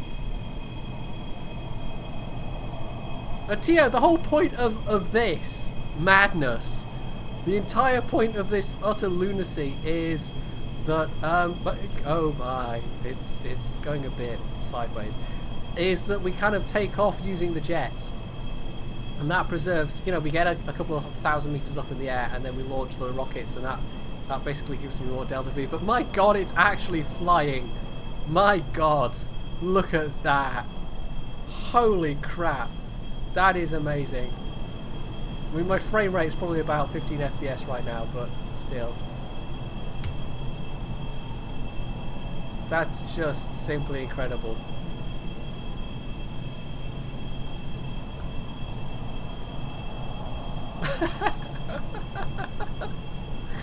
That's amazing. I don't think my plan's going to work very well though. I mean, I don't think we're going to get very far up, but you never know. We're moving at a stately 30 meters a second at the moment. We're not going to run out of fuel anytime soon. They're at 288 kilonewtons. The other ones are probably maxed out.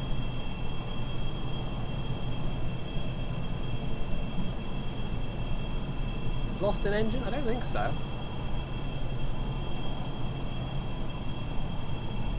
There's a rocket engine missing. Where is there a rocket engine missing? Oh, there. How is there? Oh, you're right. There is a rocket engine missing. Oh, did that happen in the VAB? I think that might have happened in the VAB.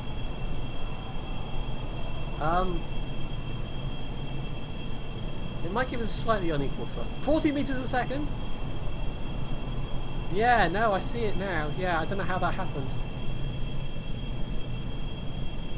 You know, we'll try it without. This is incredible. It's absolutely incredible. Incredible is the word. This is let's see, 8. No, not 4. Yes, 8, 12. We've got a dozen of the big engines and then another 6 of the small engines. So yeah, totally a cost-effective takeoff system. Totally. 50 meters a second. We're actually over 1,000 meters now. Yeah, I probably accidentally took it off in the vehicle assembly building.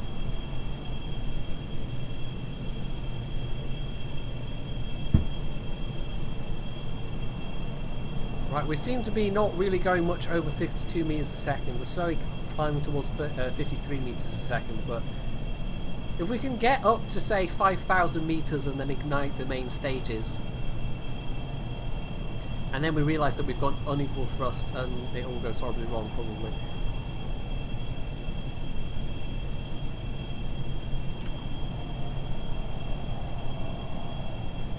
Oh, nearly 54 meters a second. We are very slowly accelerating. Although we seem to be kind of just sitting at 53.8 right now. 53.7. It's actually starting to slightly fall. 2,000 meters.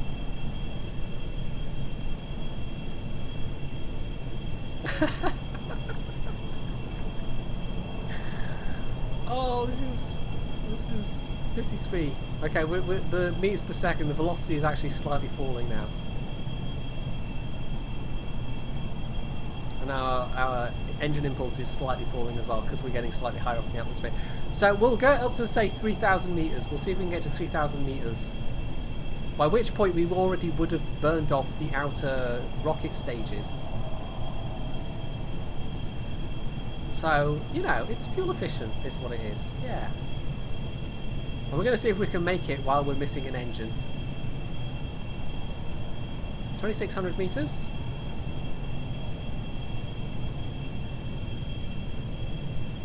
I can't believe this has worked. I actually can't believe this has worked.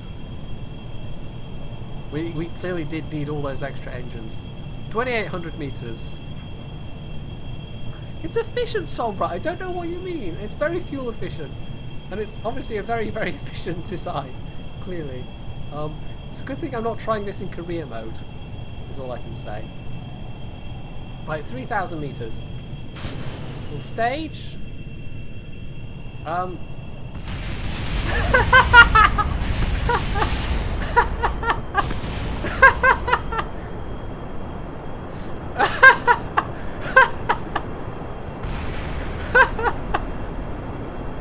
So smooth!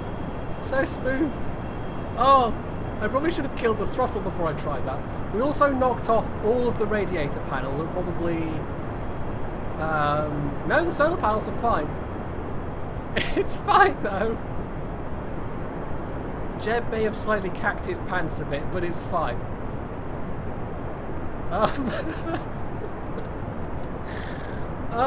Okay, now it's panicking a bit because it's trying to get on the ascent path or whatever. I'm surprised we didn't actually knock off more stuff there. Wow, this is so smooth. This is so smooth. Also, the fact that we're missing an engine and getting unequal thrust is probably not helping. I actually now kind of believe that we can do this. But we might be, it might just start oscillating wildly at this point, I'm not sure.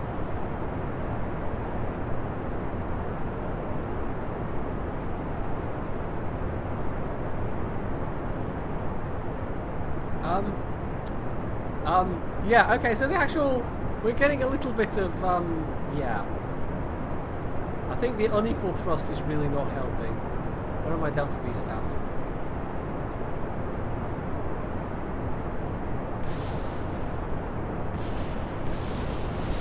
So I have set it to auto stage, but for some reason it isn't.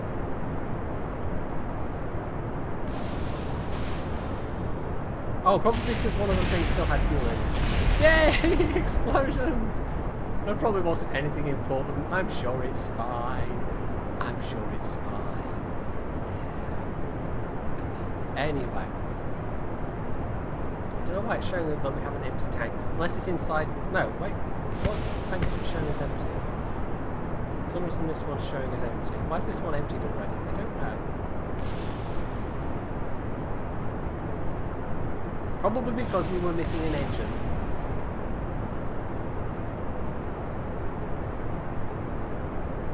See, totally efficient launch. Totally efficient. It's a magnificent idea. Oh, and now we've lost thrust on that side. Right. It's fine. It's fine. I think we needed to kill the thrust before we let go of the engines, though. Also, it must have been on the launch pad that we... No, it wasn't on the launch pad. Okay, it was in the VAB. There we go. That's the missing engine.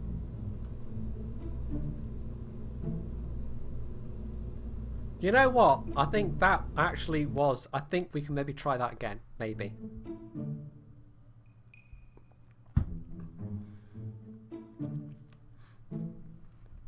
Because it was so successful the first time.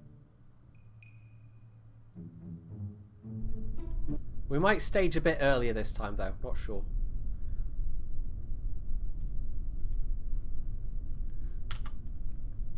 Right, and I'll do the staging myself.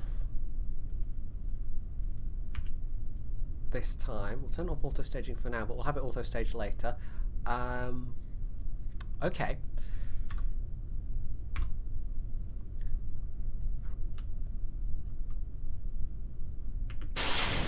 So we'll do the same that we did before. We'll let those spool up to about 200 and then ignite the next stage. It's also missing a fuel tank, is it? Oh, good grief. Yeah, no, it is. You're right.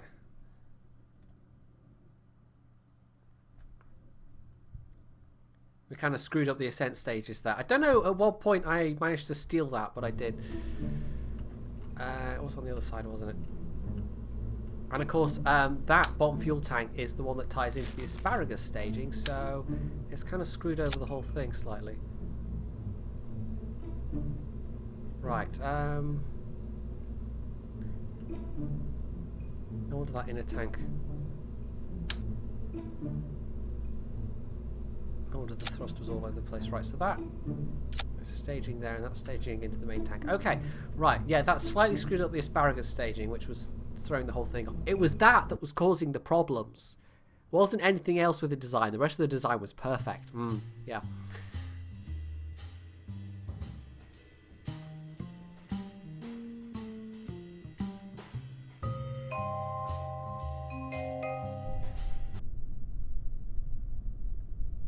Okay, attempt number 50 million probably at this stage. We've had a lot of goes. Right, we'll make sure... Oh, I've got the auto staging number set correctly, but we're not actually going to turn on auto staging just now. Right, next throttle.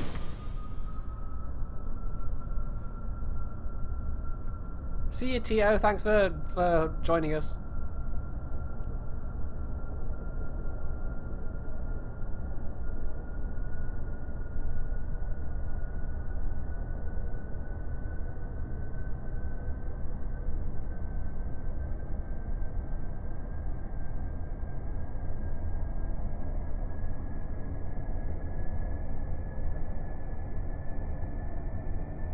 Okay, we're rapidly approaching 200 kilonewtons of thrust.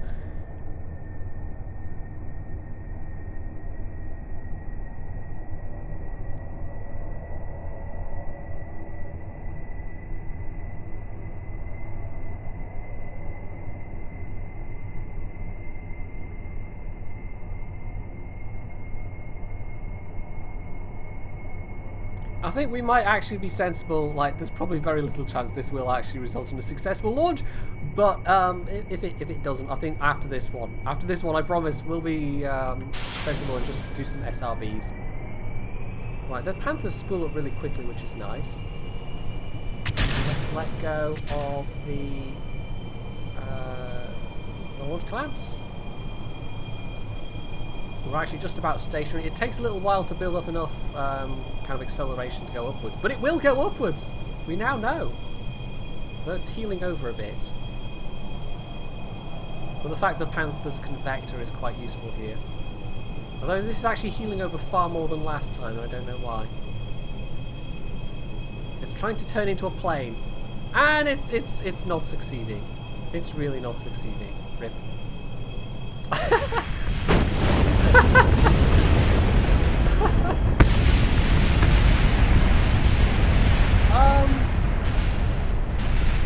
Look at that though, that's majestic.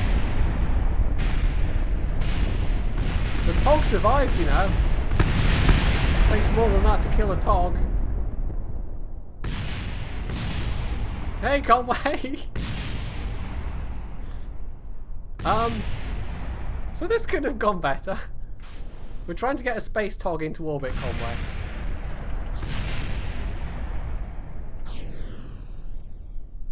I'm actually kind of wondering if we can get it unstuck from the wheels, but I don't think we can. Poor TOG. Oh well. I could have gone better, but Jeb actually survived. Yeah.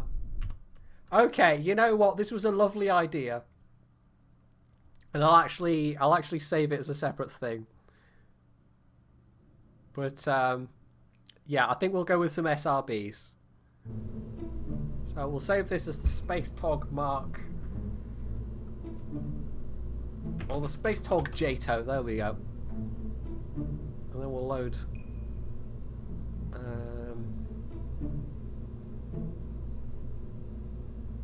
Right, that was the old one. We'll delete that one. And right, Space TOG 3. We're gonna put some proper SRBs on it. Well, Nikos, it's a you know, the wheels are kind of slightly decorative, maybe. Right, we're going to get rid of all the engine boosters. It was fun, but it's not working.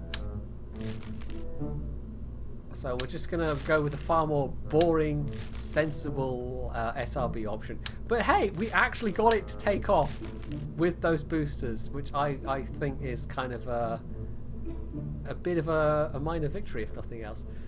Right, right, we're going to want to put that there. We're going to want to put those back in the stage there.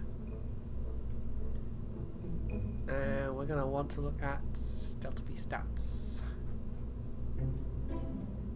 It was efficient. Yes, it was very efficient. Maybe not very aerodynamic, but it was efficient. That's the main thing. Okay. Engines.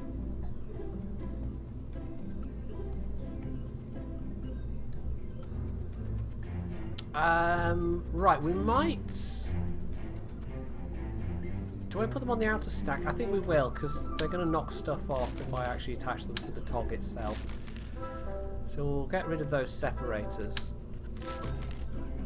Have I considered building a smaller TOG? Isn't that somewhat heretical coming from an actual Wargaming staff member? Conway, I'm just saying. A smaller TOG. Is that... Are you even allowed to say that?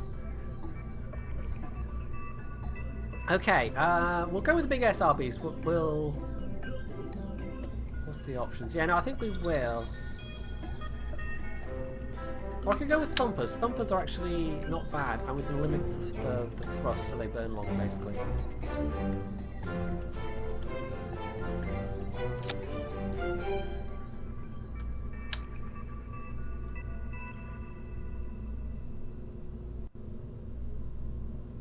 So I stick some thumpers on each corner and limit the thrust to, say, 60%. In fact, we'll make it 50% because our TWR is already pretty damn good. We can also limit the main engine thrust, of course. So we're not going too crazy, right? 50.5.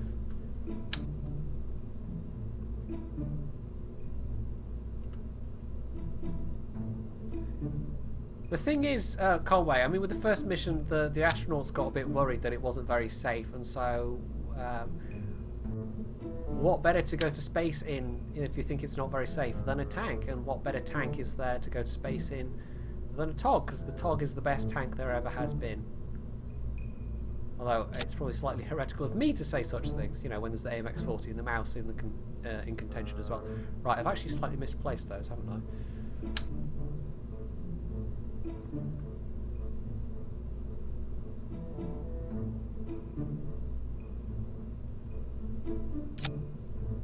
There are larger SRBs, but I'm more concerned with like the fact that these are droppable stages. I don't want the SRBs to still be burning when the stages are dropped, basically. There we go, that's right. But we are limiting the thrust of these so that they will burn for longer. Right, and they're both wonky on this side as well. Well done, I've managed to make them all wonky.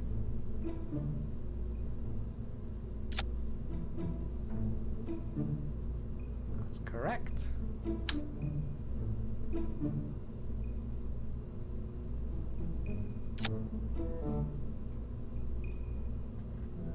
Right, they're all at the same thrust. They should all go at the same time. Oh, that one's still wonky, isn't it? The other side's okay, I think. Yes. Or is it? It's a little bit hard to tell. Right, that one I've still made wonky.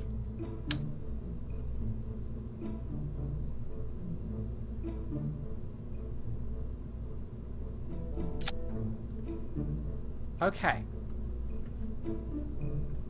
Hey, armed with guns. Thanks for joining us. Right, do we think we want separatrons for these? I think it might be useful.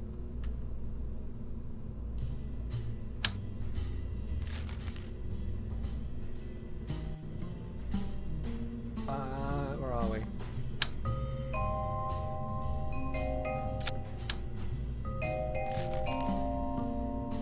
Right, that's actually put itself in the main stage, which we don't want.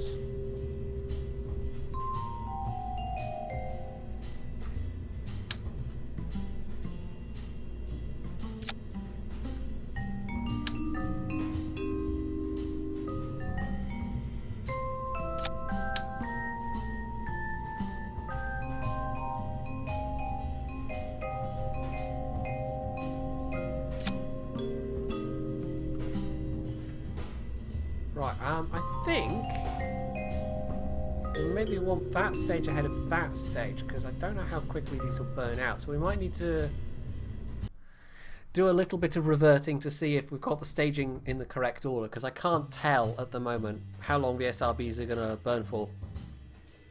So that outer liquid stage might actually burn through before the SRBs do of this thrust level.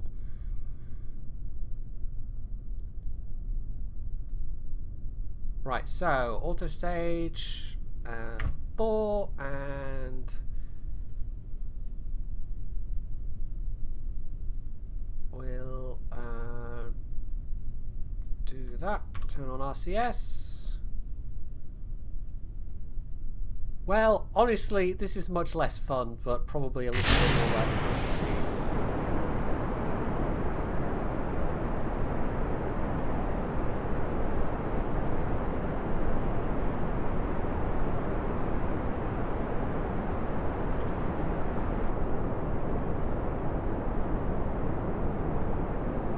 Space TOG 3, yes, it is indeed Space TOG 3.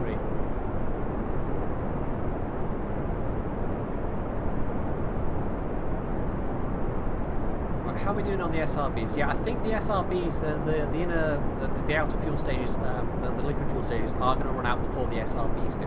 I should maybe have put nose cones on the SRBs actually. They're probably creating a bit more drag than they need to.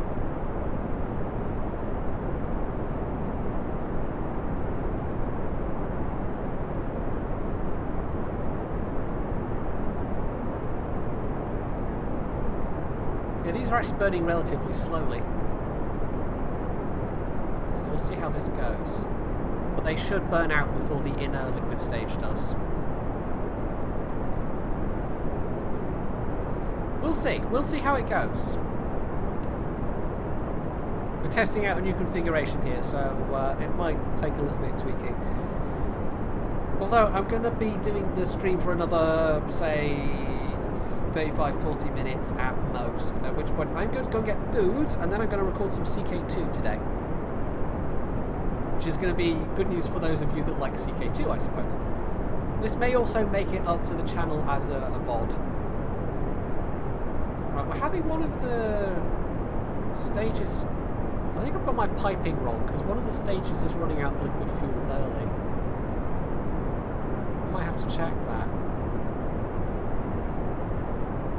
I don't know what's going on there, that's a bit odd. Yeah, no, they're going down at unequal rates. What's going on here? Okay, hang on, revert to vehicle assembly. This is weird. What have I done? My fuel lines are all messed up, I guess. And sometimes it's easier just to redo the fuel lines than figure out what's gone wrong. Okay, so that's going into there, which is going into the main tank, which is fine. Vice versa. That's going there, which is going into the main tank. And then the main tank in each case is going into these tanks in here. So I'm not quite sure. But we'll redo it anyway. I mean, the actual staging's fine, but we'll redo the pipes because the pipes apparently are messed up. Based on how that was draining. That was slightly weird.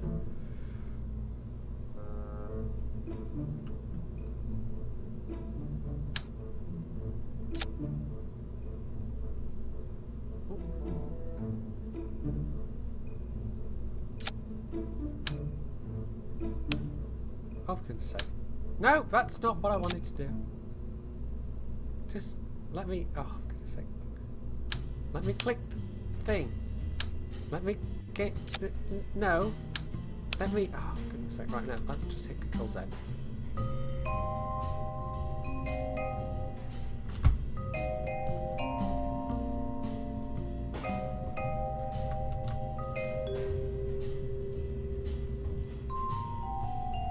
No, this is just toggling that part over and over again.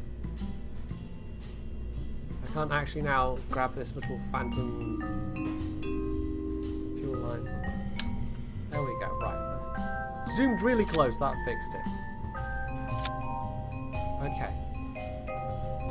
So that's going into that bottom part there. And that's then going into the main tank, which is as it should be. And this is going into the main tank. As it should be. And then this outer tank's going into the inner tank. As it should be, okay.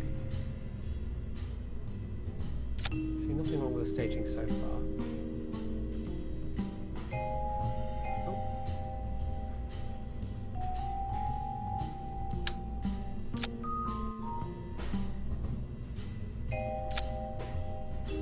I mean, as far as I can see visually, it all looks correct, but for some reason, some of my stages are burning out before others.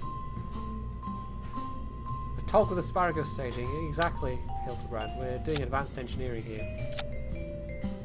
If only the real life TOG had asparagus staging, I'm sure they actually would have put it into production.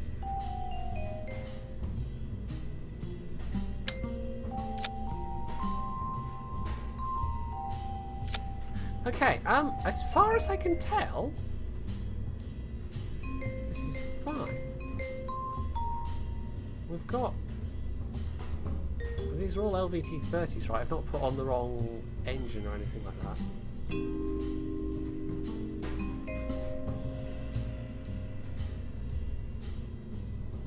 Yeah, they're all LVT-30s. I've not accidentally added an LVT-45. The SRBs are all at 50.5% thrust. Those are both LVT-45s. We'll just check the center of mass seems pretty on point, and it's moved downwards a bit compared to before because of course we added fuel tanks inside.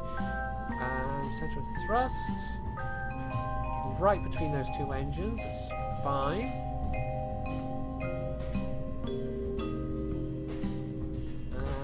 Right. As far as I can tell, it's good to go. There's nothing hinky inside, I don't think. No, okay, we'll try this one more time. That's weird that it's doing that. I don't know why it was doing that. It's very, very strange.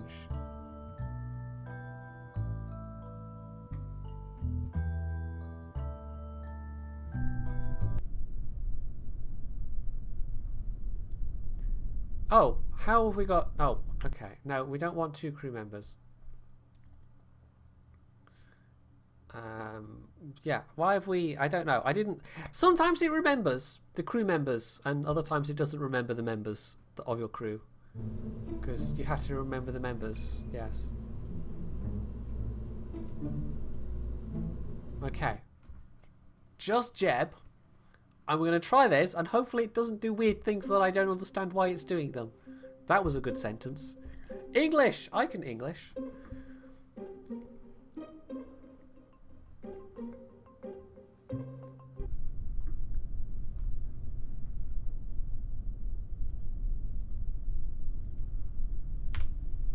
Okay, right. Oh, we didn't put nose cones on, but I'm not going back for the nose cones. Not just for the nose cones. If we have to go back for some other reason, I'll remember to put on the nose cones. Right. Limit throttle to 90%, I guess, to start with. Let's hit the go button. And see what happens.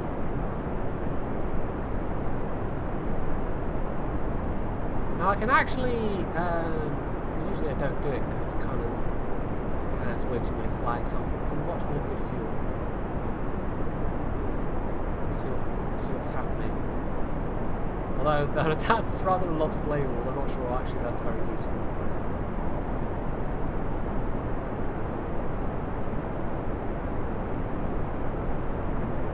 But I'm just watching the fuel bars here, and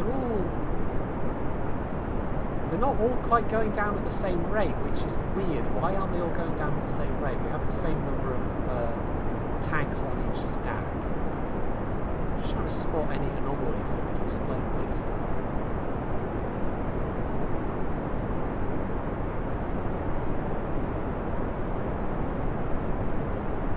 This is weird. I've got 3 of the outer stage tanks draining at more or less the same rate, although one of them is draining slightly ahead of the other, and then one of the outer stage tanks isn't.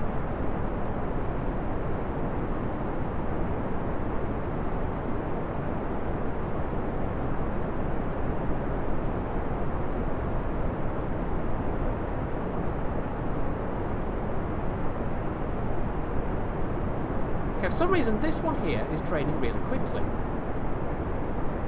And then we're losing thrust because the engine's just cut off. We've got 2 that are only just losing thrust. Why is that one burning through the fuel so much more quickly? What the hell is going on here? Well, why is this one taking so long to burn through its fuel? I don't get what's going on here. They're not thrust limited. They are the same engine. This is really bizarre. This is actually really bizarre. Why are the engines, the same engines with the same amount of fuel, why are they burning through the fuel at different rates? Answer me this, chat. Does anyone know why this might be happening? Seriously, look how... Why is this one going slower? The staging is set up correctly.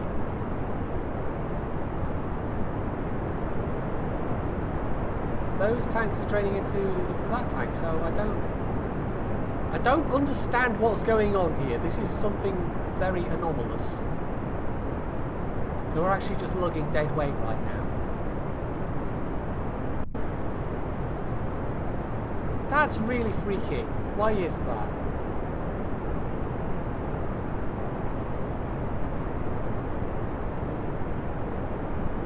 Right, and that's one of the inboard engines that's just run out of fuel.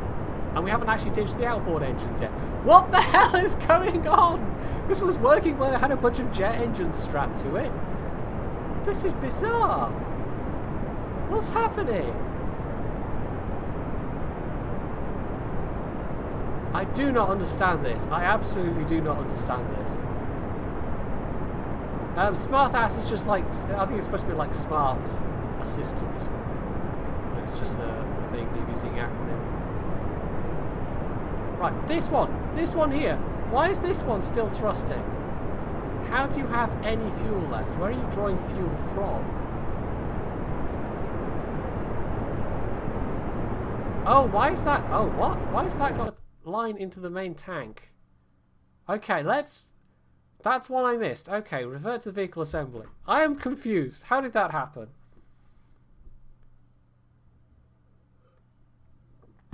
At what point did that sneak a line into the main tank? Right, that is an issue.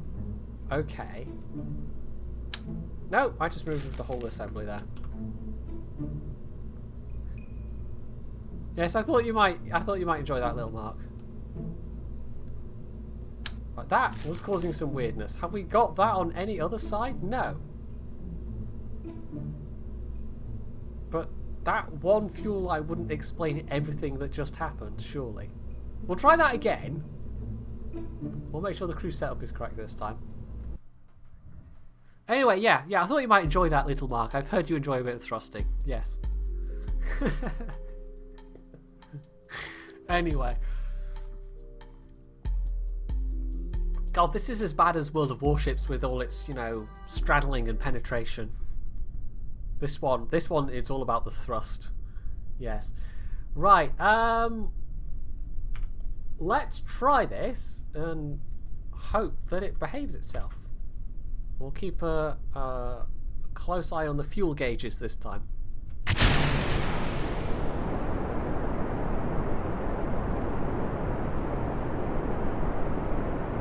Everything should now be going down at the same rate.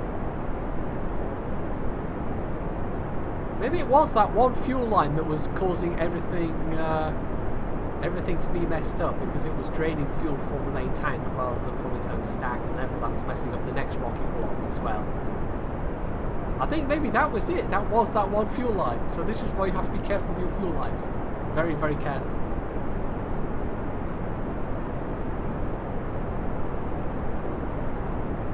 Also, apparently there's nearly 50 people watching this madness right now, although it's not as mad as it was earlier. Right, they're all going down at the same rate at this particular. Okay, this is fine. And I think I have calculated correctly. I think the SRBs will run out of fuel before the inner liquid stages do.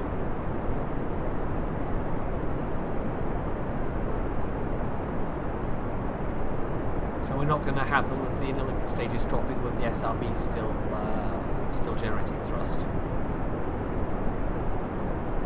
In theory.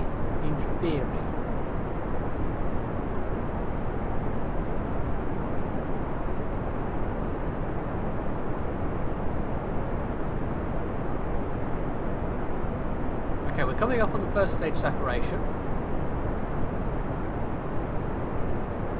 Everything looks nominal so far. You know, it always does until it all goes horribly wrong.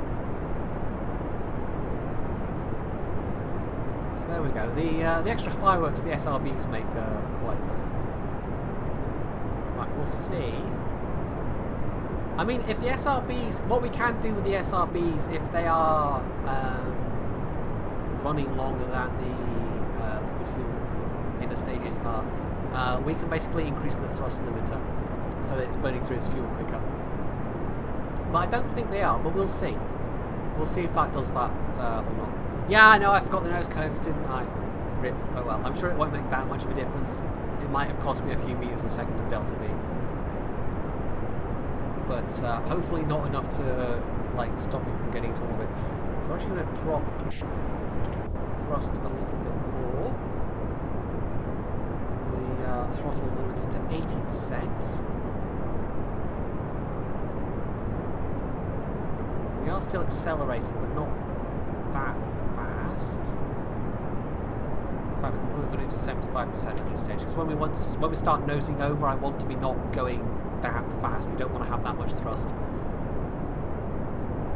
Right, actually, the inner stages are about to overtake the SRBs.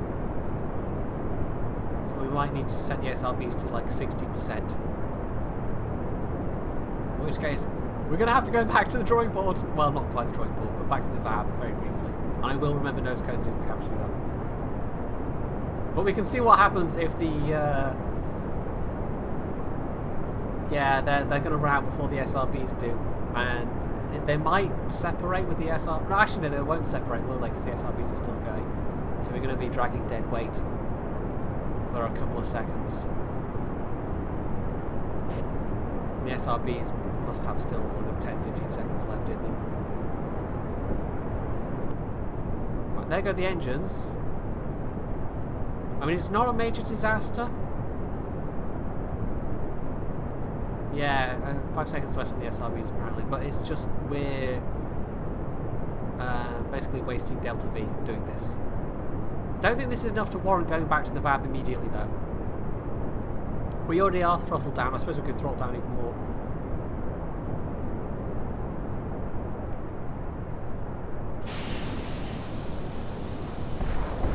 Oh, well no, it's fine though, those were bits that were going to fall off anyway, I think. But we're now flipping because this is the point where we're trying to turn, having just released those. Okay, we'll try this with the, we'll increase the SRB thrust. And we'll put on nose cones this time.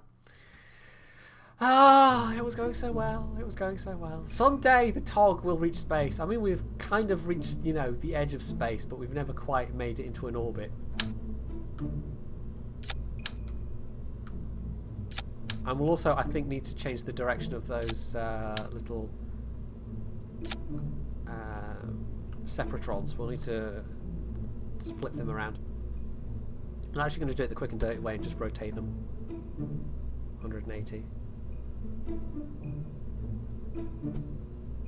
Because we need the SRBs, I think, to drop before we actually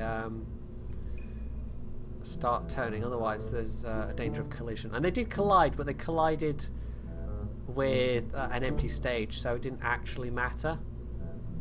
But it's fine. It's fine.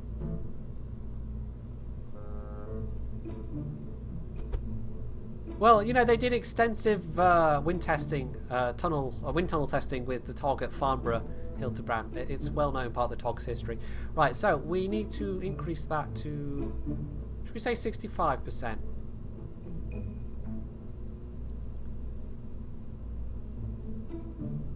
So it's not going to burn quite as long, but it will burn. I don't think we need the bigger ones, to be honest, because the bigger ones we'd actually have that. Oh, that's too much. We'd have more of that same issue, basically. We'd have to have them not very limited, because we're not looking for a lot of extra thrust here. Right.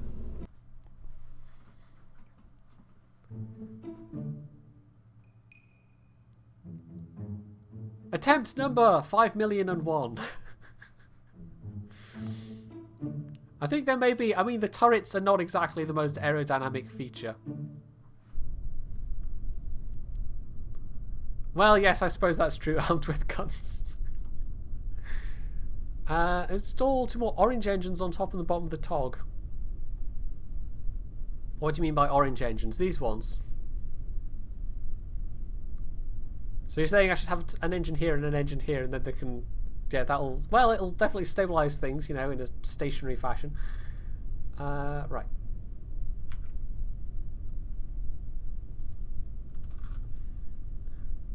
And we could probably limit it to 80% for takeoff, because the SRBs are going to be giving a bit more power this time around.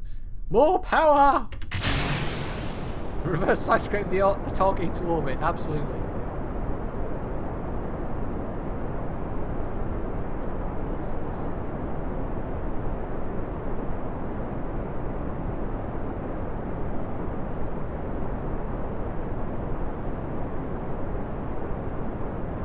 Well, I mean, what can possibly go wrong? That's basically the motto of KSP generally. What can possibly go wrong? Space KV5. Maybe that's something I should try next time. It would need a taller turret, but a shorter body. I don't know how you do the radio man binnacle though. You'd probably need to use some parts for that. You couldn't do it with the structural panels very well.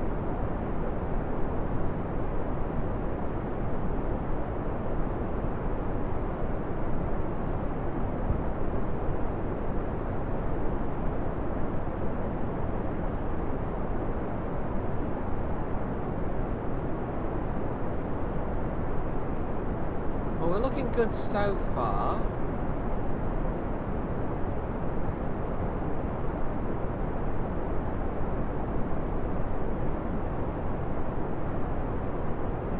I always say that though, don't I? Oh, we're looking good up to, you know, and then it all goes wrong. Right, we're just about to reach 1500 meters. We're going to drop the first stage in about 6 seconds, according to MechJeb. Hey, Ginge, you should have been here earlier, Ginge. Oh, it was glorious. Although, I probably will, I'll do what I did last time. I'll create a highlight of just the KSP stuff. And then upload the VOD to YouTube. Because these have been kind of fun. Some of the slow accretion of engines earlier on was just, you just had to be there, man. You just had to be there. We tried to do basically a jet-assisted takeoff, and it didn't go quite according to plan. But we actually did get it to fly just on jet engines. I mean, we only needed, what was it, 18 of them? And it was a little unwieldy. Didn't accelerate very well, and we also had an issue with part of the main engines being missing, but hey, it kind of worked, kind of, a bit, maybe.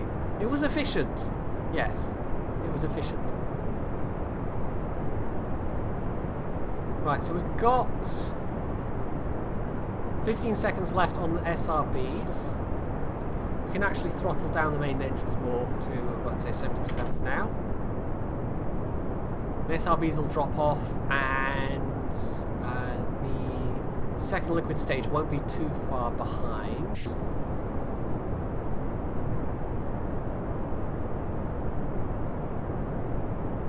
less than 10 seconds to go now. Hopefully there'll be a nice clean separation. The SRBs have taken us up a lot less far, but they've also given us less thrust.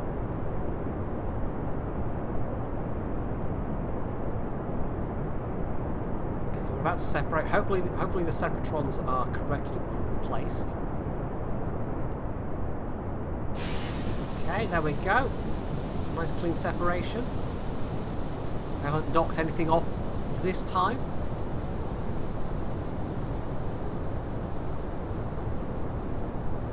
About 10 seconds to go on the secondary stage as well. And then we're on to the core stage, which will hopefully have enough thrust to take us to orbit. And enough delta V left. Well, we're about to drop this stage and we've still got something like 3.4k meters a second.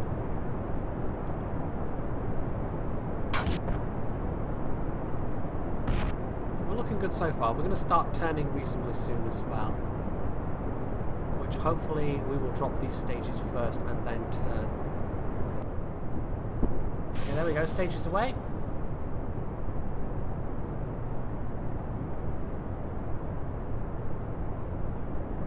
We're not accelerating too wildly.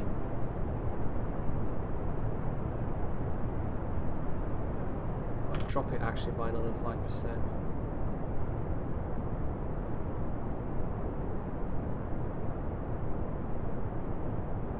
Actually, that's a little too low. Tiny bit more thrust.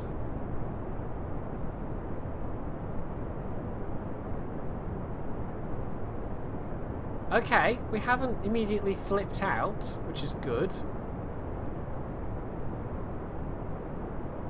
Once we get above 30,000, I'll probably remove the AOA limiter. And we'll maybe leave that on 70% actually, that seems to be fine. We can start picking up speed at this point. We're starting to turn through the thicker areas of the atmosphere, but we're doing alright so far. It's a rather kind of a steep ascent doing it this way, but it just flips out all over the place otherwise.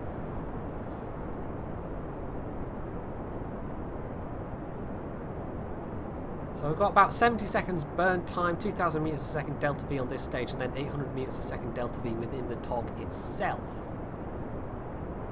Also, I probably could have gone for a higher orbit. Maybe that would have helped. I don't know. 25,000 meters.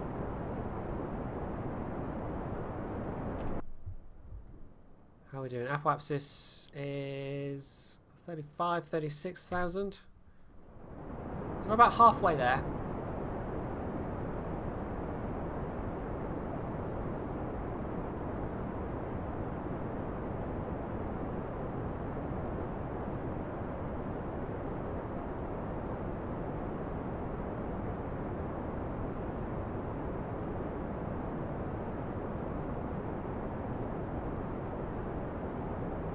Right, 30,000.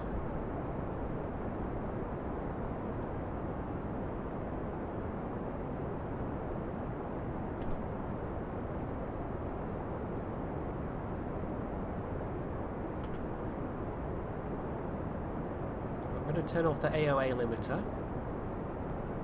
There's very little danger of flipping out at this stage. 50,000 meters. We have actually, we did last time do, I mean, it's not really an abort system, but yeah, we basically pop off the second turret and the capsule falls out and it's got all of the parachutes on it. It works! We do know it works from last time. We had a live test, as it were. Right, we're just about 40,000 meters of cells. Apoapsis is just over 60k, and we've got about half of our fuel left at this stage. We're approaching the 2,000 meters a second delta V.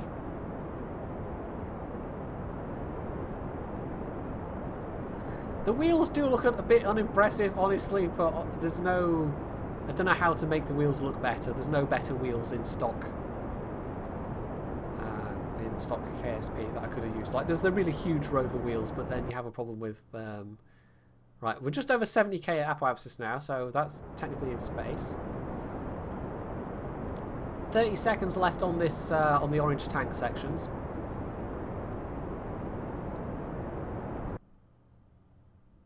And that's about 75k. So I might do what I did last time.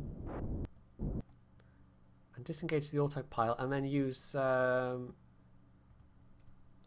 smart ass to circularize. So we'll very quickly whack in a maneuver node. And we can tell MechJeb to basically execute the next maneuver node, and that's fine. Oh, that's not high enough. 56k. Oh, no, come on. We don't have time for this. Shenanigans, MechJeb. 115, that's fine, whatever. Okay. Execute next node. Right.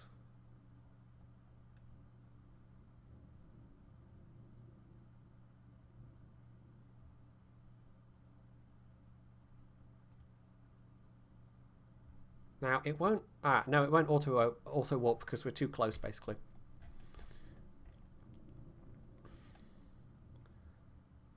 Last time the problem was not enough thrust in the actual TOG stage itself, but we should be okay this time because we've basically doubled up the engines.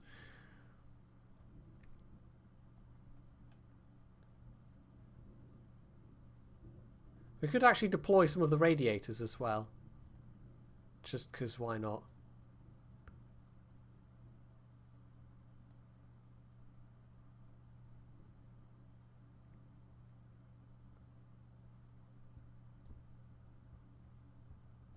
So we're just coasting at the moment towards the... Actually, we're not quite at the node isn't quite at apoapsis. But it should be fine. Just before. Not quite 100% the most fuel efficient way to do it, but it'll be fine. It'll be fine. It is rather glorious looking, I have to say, the Space TOG. It's very... we can actually deploy that... oh no, I can't, because if I hit the toggle, it'll then... the group I set was a toggle, so it'll deploy some and not others, and it'll look a bit, you know... I'm just going to do it all at once.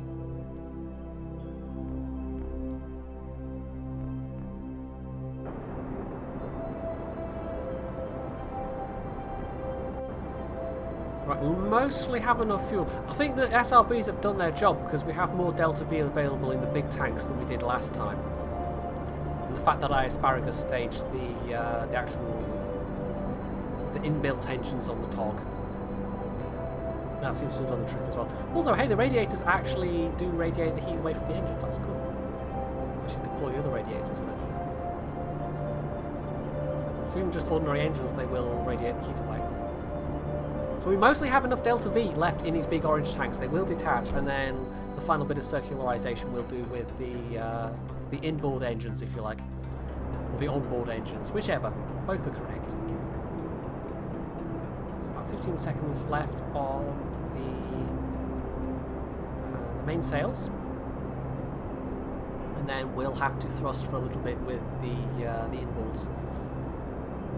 It looks pretty damn good, though. You've got to admit, it looks pretty damn good, the Space TOG.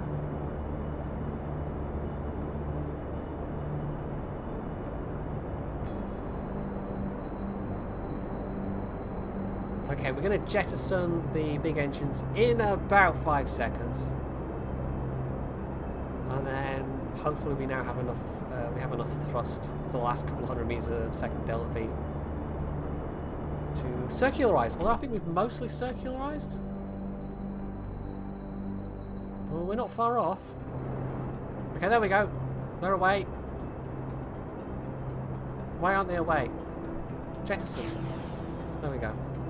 I had to manually do that for some reason.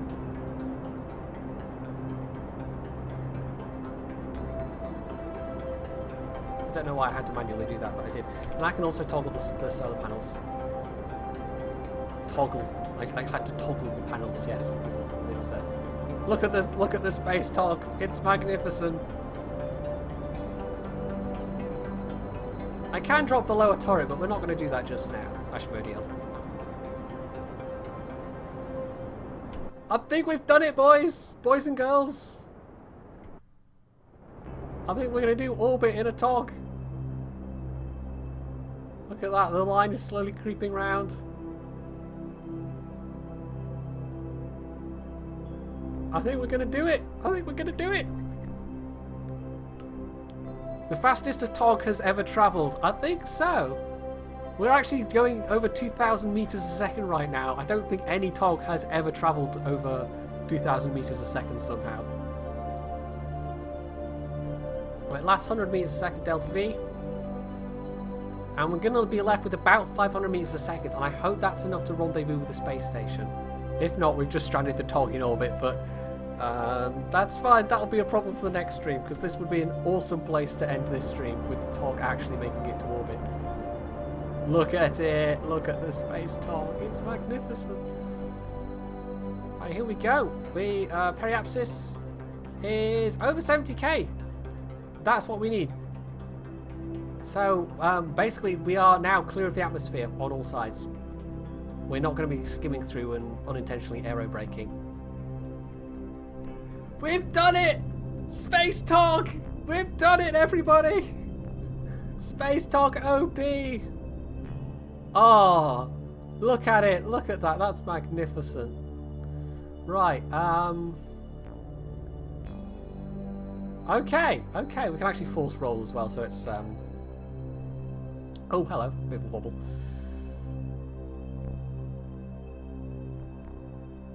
Okay, maybe we don't want to force it to roll around, because the second turret is kind of, it's only attached via a hydraulic separator, so it's got a little bit of wobble. I maybe could have strutted it a bit, actually, so it doesn't wobble as much. But that's fine. We're in orbit. We've done it. The Space TOG has actually made it into space. And it looks bloody good if I do say so myself. Look at that. That is magnificent. We're actually we're gonna take some screenshots of this. Oh yeah, someone's gonna stop responding for a moment there.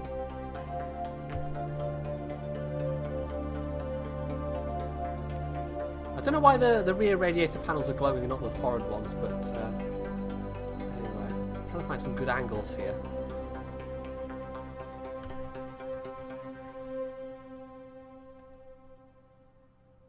Ah, that'll do. Space TOG! It's the Space TOG! Who doesn't love the Space TOG? Right, there we go. That was fantastic. We're in orbit with the TOG. We've done it, everybody. So, I think we will wrap up the stream there. I think that's a really good place to wrap it up. If you've missed any of it, I think I will put the VOD up on YouTube. There was a lot of mucking around in the middle with jet engines, and it was fun, but ultimately it was not what we needed to do. Solid, sensible SRBs were the way forward, as it turned out. So, we're going to save things here. I'll actually quick save it as well. And yeah, I'll say if you want to check out the previous stream, it's on YouTube, and you can find the links to everything below. And obviously, there's things like Twitter and all that as well.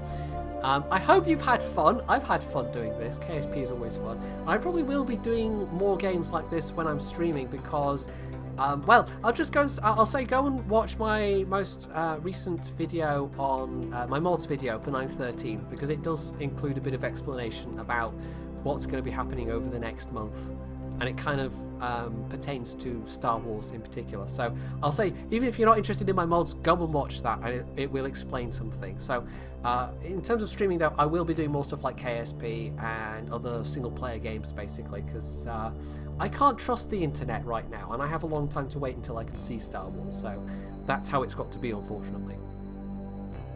So I hope you've enjoyed this, and we'll be back for KSP sooner rather than later. So we can enjoy the further adventures of the Space TOG and see the final rescue of Bob, who's been waiting quite a long time at this point. Or is it Bill? I forget. Anyway.